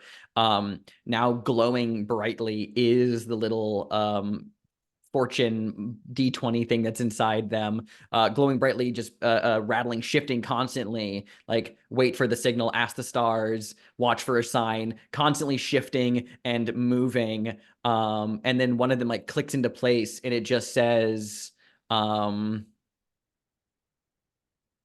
wait. And he just kind of like looks up and just, Ashley, like he's clearly like panicking. There's something very, very bad happening here. Yeah, I think Ashley just says like, "Yeah, we'll take that coffee to go," and she'll like grab his hand and start moving away. And I think we see that Ashley, I think like the whole place is like starting to glitch, like the static is weaving over us, and I think we see Ashley like, in her normal outfit, and then in like that silver priestess robe that she was wearing, and we see like these flowers start to like crack through the concrete like they're in a garden, and just like starts to glitch as she goes to back to like priestess Ashley and normal Ashley, and like keeps glitching that way as she's trying to pull Nathan out. And then I think we said there was like a TV painted on the wall. And I think if everyone is okay with it, like that TV, like it like turns on, and we turn there, and Ashley goes like, "Topher? Topher, is that you?" I've been so fucking hungry ever since we watched that goddamn tape.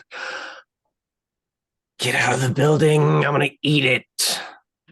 fuck, no, don't do that. He's like thumping against like the Magic 7 ball. Like, it feels like this should be doing something. What's happening? We're not leaving without you. I think you see the maw on their torso start opening up, and you see all of those razor sharp teeth spinning in circular motions with the back of it filled with static. Oh, go ahead. No, go. He looks at Ashley. He's like, did I not say we should not have watched that fucking tape? Yeah, you did. Fuck this. He spikes the Magic 7 ball at the view window that has appeared on the painted TV. I think as it hits, it like the ball like shatters open and like dark fluid, like ink kind of like splatters against the ground, but that glowing icosahedron just like levitates and begins to spin and glow. And I think we just watch it like Alan Wake 2 style, bullet of light, just bam, slam into like Topher's head on the other side of the screen. I think the screen just turns off and everything goes back to exactly how it was, but Topher's in the booth. I think Nathan like sneezes and just like a little like blood comes out and he's like, fuck, dude, fuck. I think Ashley is running over to Topher, and I think like there's like, I think as soon as she like saw the maw, she just kind of like froze and was staring at it. And like had opened her mouth like she was going to say something, and then everything happened, and like she's like running towards you, Topher. And I think towards herself, like she picks you up. Like I think she like kind of like reaches for you and is like, oh, okay, physical Topher, actual Topher I can pick up. As she picks you up and she says, that's right. You're Topher fucking Fontenot. They don't get to have you. Yeah, it's really uncomfortable having teeth in your stomach. I can imagine, yeah. Sucked bad. You want some coffee? Oh, finally something that won't taste like static. Please, please. It's admittedly a damn fine cup of coffee. The barista comes out from the back. Nathan has like blood trailing down his nose from. He's like, can I get a napkin? And he's like, oh yeah. And they get you some napkins, and he looks at the three of you and he says, can I get you folks anything else? And we'll just cut from there to, I think that's probably the end of the phase. Are we going to move into answering this question now? Is that the plan? Oh, absolutely. We want this off the board, man. We're ready. Let's read the clues. Your question is, if Kate escaped on her own, what prevented her from beating death in their race? If you answer it correctly, you can resolve the mystery by helping Kate complete her task, then race death in a rematch. Clues are the Black Pyramid, a replica Mach 5 from Speed Racer, the corpse of the snake, a quarter in its mouth, dated 86. Toto's Africa, hurry boy, she's waiting there for you. The picture of Flo, Kate, and Karen dressed as Egyptian goddesses. Karen benefited from Kate not being around. 87 news article about a mass recall of faulty auto parts. An interview where Karen mentions offhandedly that she had worked on Kate's car. And an old clue, which is an old newspaper clipping talking about dead things roaming the streets of El Paso and a big red moon. So I have like a starter kind of like theory that uses a couple of the clues, and so with the snake corpse with the quarter in its mouth, I'm gonna say which clues I'm using, and then I'll tell you how they fit together. The faulty auto parts and Karen working on the car. So the big man dream I had where we saw the snake so 1986 is the year that race happened where she did the hairpin turn and she died. The snake is symbolic of Karen's betrayal.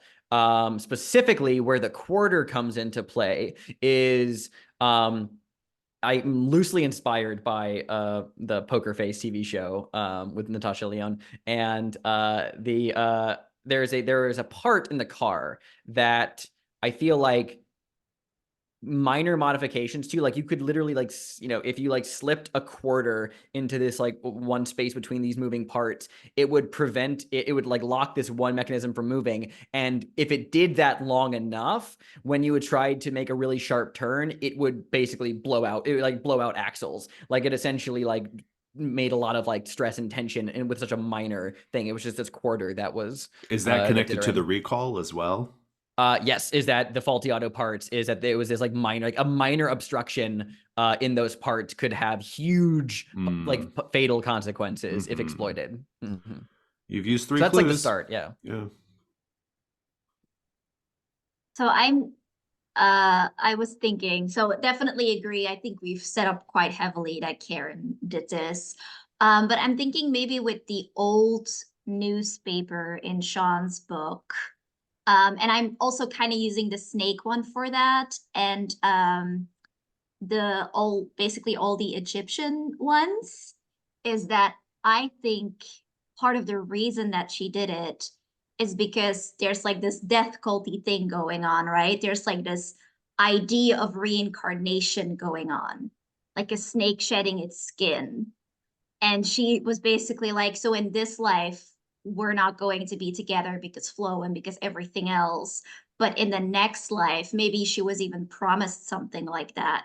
In the next life, we are going to be together. Oh. Maybe like both of us had to go there, or you're going to be reincarnated into someone that can love me. That accounts for the pyramid and the Egyptian goddesses clue. I like that very well. Maybe also, well, I don't know about Hurry Boy, she's waiting there for you. What do we think about that one? Is there a connection there as well? Well, it could be that Kate gets reincarnated just as different people. It doesn't necessarily have to be a woman each time.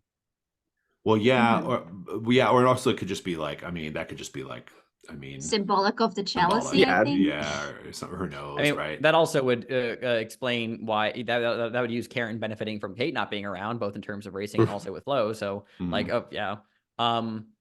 Here's, unless anyone else had a thought on like the replica Mach 5, my thought on that one would just be kind of contextualizing that there's this kind of like hitchiness as opposed to actual like skill that's begun to be prioritized in the racing circuit, of just like, oh, the novelty as opposed to the actual like love of the sport and the mechanics of it, of like, yeah, we got this replica car out here tearing it up, and it's like sponsors, and it's I mean, it's not like viral because it was pre-internet, but that kind of idea of like the racing scene taking this transformation from being a passion of motorheads to just a capitalistic nostalgia grab, and that kind of that shift beginning in the late 80s was part of the reason why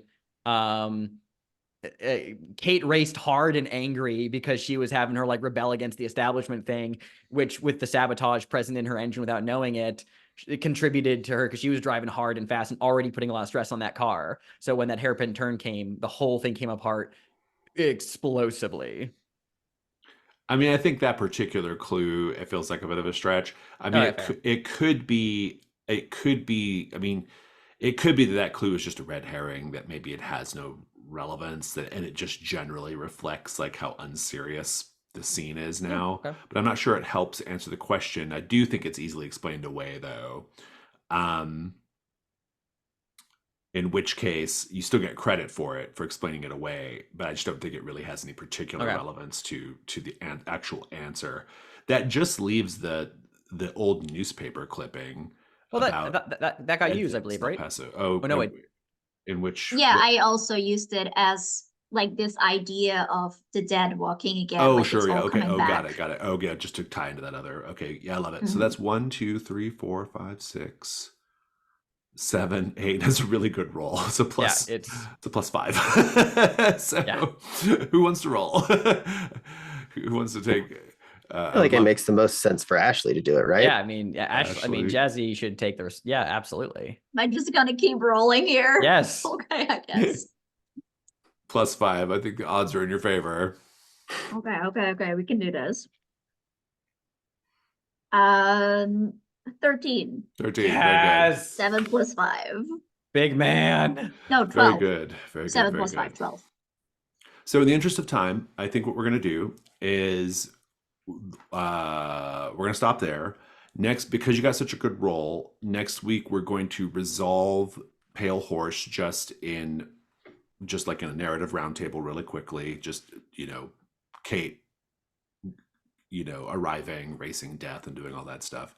We'll resolve that pretty quickly. That'll probably take like 15 minutes. And then we will do our final dawn phase. And then what we'll do for the remainder of that session next week is I want to do essentially like a kind of Talking Dead like little discussion, a meta discussion. I would like for each of you to take the time to review if you have time to review some of the old sessions, you should do that. At the very least, look at your notes, review the previous mysteries, and start to think about, I have an idea, but I want to hear your point of view as well as players about what you think is happening in Deep Lake. Like, what is going on? What does it mean? What happened to TV Odyssey?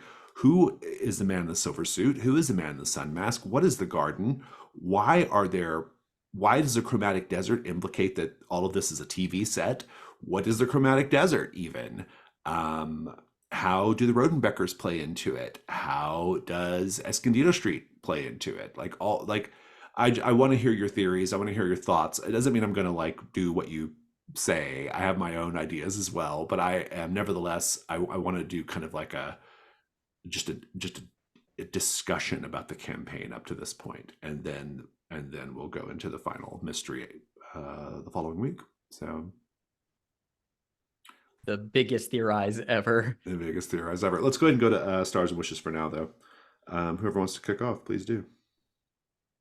Yeah, that was great. That was really satisfying resolution to both the dream and Dog Told Me To. Even though Ashley was not there for the first leg of it, I really liked how she showed up and start just running by the window like, "Hi, Nathan," just like with being chased by a monster. It's impossible for Nathan to ever be mad at that woman because she always does something to disarm the tension in some way. That was great. I really enjoyed everyone's contributions on the Odyssey tape, because Jason, the second you inhaled, I knew you were about to go full macho man's gonna, I knew it was coming. I was dying. That was so absurd. I loved every second of it. And loved the Australian accent, Ben. That was really funny on Ebenezer Scourge. That was great. And also loved Topher. I'm in Africa, but also the music video for Africa from the radio. You have such always creative ideas about how Topher manifests through TV and radio that it's always so much fun to just see how you spin it. So another big star there. I mean, so many like little stars all throughout. I'll save my breath because I'm sure that they're going to be echoed, and I might throw in one or two more if they go unspoken at the end. Wish wise, I mean, Jason actually already just said my wish, which was I was going to be like, I think it'd be cool if we had like a little meta discussion about all the campaign elements thus far before we go heading into it.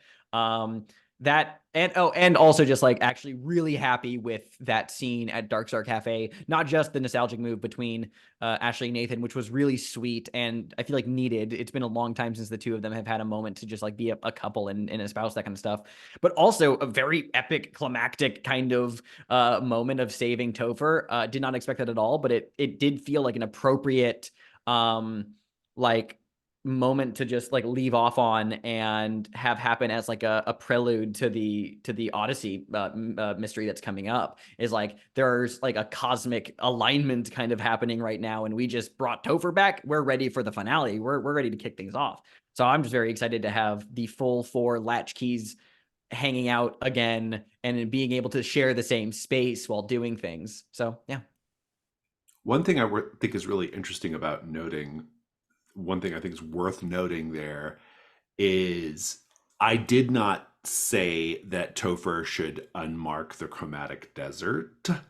Um, so that is one slight wrinkle in the program.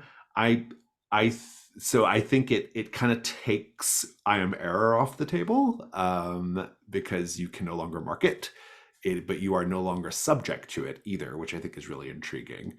Um, I think it's a good setup for the finale. So yeah. Also Topher's been takes off there. my custom move too.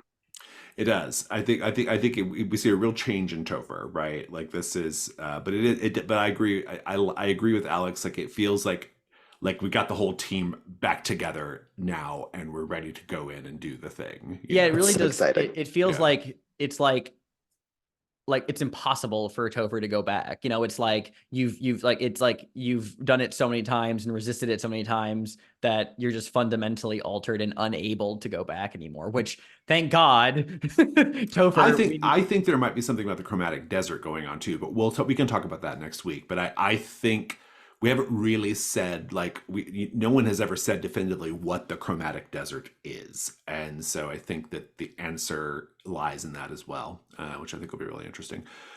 Sorry, were you done with Stars and Wishes, Alex? I kind of cut you off.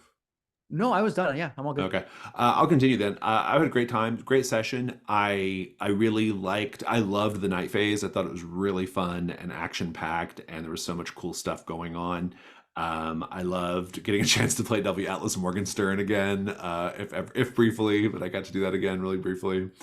Enjoyed the confrontation between Benji and Nathan was really interesting, and I'm glad that I remembered to do, because remember I did a stinger with Benji with the dream monsters, right? And so I kind of just remembered that, and I was like, oh yeah, I gotta make sure I work that in.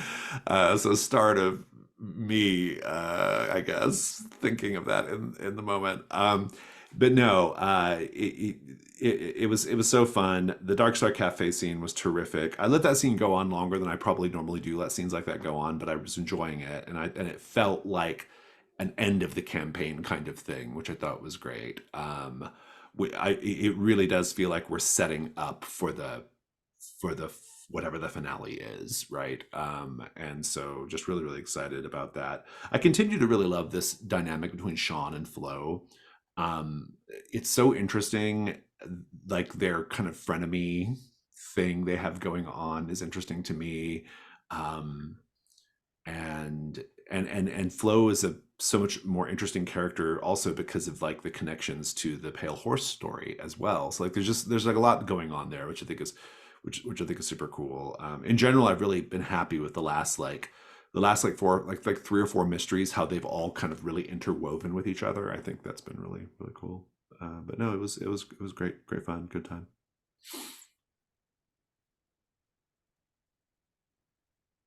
I'll go. There's not much I could say that hasn't already been said. I loved all the Poetry Slam vignettes. I loved the night phase was great, and also Star. I think I mentioned it last time, but just the way all the different mysteries were blending together and working together, it felt really good in a way that like nothing's felt bad, but this felt like the season really ramping up and everything kind of coming together and just so much on our plates. It was really good session. The little note that Jazzy threw in of Ashley just running by through the window, that was so perfect and such a great way to get Ashley on that scene.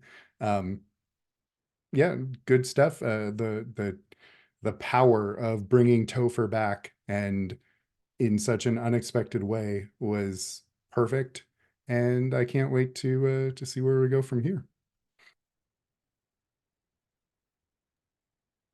Yeah, I mean, echoing everything that's been said, very sad that I missed a part of the night phase, but I think everyone did a very good job. Like when I jumped in, I immediately felt like, I'm in the session, I'm here, I can play. Like it didn't feel like, wait, what's happening? And like everyone just immediately went like, oh, Ashley's here, whatever. That was fun. Me getting to make up a reason why Ashley wasn't there. I was like, what will I do? You know what? She had some talks with some people, because he seems to show up whenever it's inconvenient for her. So I like that. Um, for Sean, I loved the, my boyfriend, the sheriff. Like, I don't know why, but it was so funny to Flexing. me. Yeah, like first mentioning the sheriff boyfriend and then still flexing. It's like you could just do one or the two. Like you don't need to do both. But that was so funny to me. And I'm the biggest Bill Sean shipper out there. So I was like, yes, crumbs. I'll eat them. I love it. So I love that a lot. Um, I also just love how Sean has just become this like, yeah, fight me. Let's fucking go right now. It's so good. Um, I will note Steph, that that shift in Sean's character really happened when Bill forgot who Sean was, right? Like that was really when that change in Sean happened, which I think is really interesting. Yeah. yeah, there was just like something like snapped almost, like not snapped, but like shifted in a way, which I think is, I feel like just the way in general you play Sean is just like very strong, but like very calm and understated in a sense. And I just really like how that characterization comes through in like these moments. And for Steph, I love seeing unhinged Topher. Absolutely loved her just like them just being like, yeah, I'm gonna fucking eat this guy. Eating W. That was, Alice Morgan's turn. yeah. Yeah. I was coming in like, wait, what did I miss? Why did Topher snap? And I loved it. It was great. Ashley is very proud and upset with you, which I think is sort of a wish. I would like to have maybe like a little bit of a follow-up to Ashley, seeing that you were like, one of them, given, like her arc about kind of like resisting this force and the implication that you're like safe from that. I think might be interesting to see how it affects the end game and what that might mean for someone like Ashley, if indeed she ever was a great hunger or whatever's going on there. But that was great. For Alex, yeah, I loved the scene. I love how Nathan is just like so earnest and how it just keeps making Ashley go like, oh, well, and she has like no defense against it. Which like is both terrifying for her and like really what she needs, because she needs someone to kind of cut through her bullshit sometimes. Um, and I love the little detail about the nosebleed. I don't know why, but that was just like so Nathan. Like, of course, like everybody's being a badass, and Nathan just like, can I get a napkin? Like, it's so great. Um, it was just, yeah, as I said, I would love like a little bit of follow-up with Topher. Maybe like one scene with most of us together, just kind of like set up that strong like group dynamic before we go into the last stretch. And then I can't wait to see like all the meta commentary and theories that we have. Yeah, I mean, I fully agree with everything that's already been said. I stars for Jason for first of all the idea of the Dark Star scene there was really cool. I didn't think that would like ever be on the table out of the custom move that I wrote. So that was really cool to see that happen. I'm very excited for all the implications that it has as well. I also really loved the description of Atlas just Atlas Morgenstern just being a soulless husk after Topher ate him. Like that was cool and terrifying. I love a smooth face. Shit's so scary. Uh, I also really enjoyed our nostalgic scene with Sean and Topher. I always think that they're so. I feel like Sean and Topher both do and don't know how to act around one another, and it's so great. They're like friends that are trying so hard to be closer friends, but neither of them really know how to do it. For one reason or another, Topher's being that they're just awkward, and Sean's honestly kind of also being that he's awkward a little bit. And I just think it's the coolest. Like these two characters I can definitely see Sean and Topher becoming like the besties like they are with Ashley, and Nathan's honestly pretty close with Topher too now. Like I can see them all getting so very closely interwound with each other, even after all of the forgetting with the chromatic desert, and maybe even because of it. I just think it's all so really, really neat. For excuse me.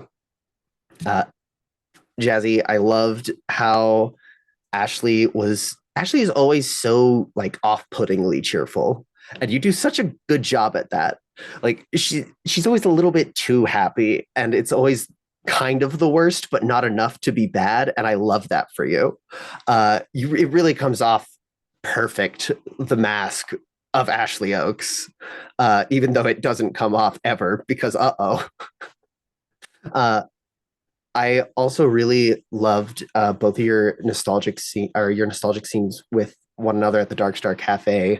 It's always, but ever since Nathan came back from the Chromatic Desert, it's been very like both tense and awkward, but incredibly loving and caring at the same time. Whenever you guys have a nostalgic scene together, and it's such a weird emotion soup that I never know how to feel about it until the scene is over. And I love that so much.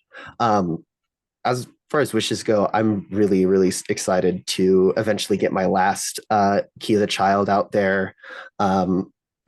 It's as written, the prompt is probably the happiest one, but mine is fucked up and evil. So I'm pretty stoked about it. Fantastic. Are there any other stars and wishes? Okay, then I will look forward to seeing you all next week for the conclusion of the mystery and set up for our final encounter with TV Odyssey. Let's wave goodbye to people watching the video.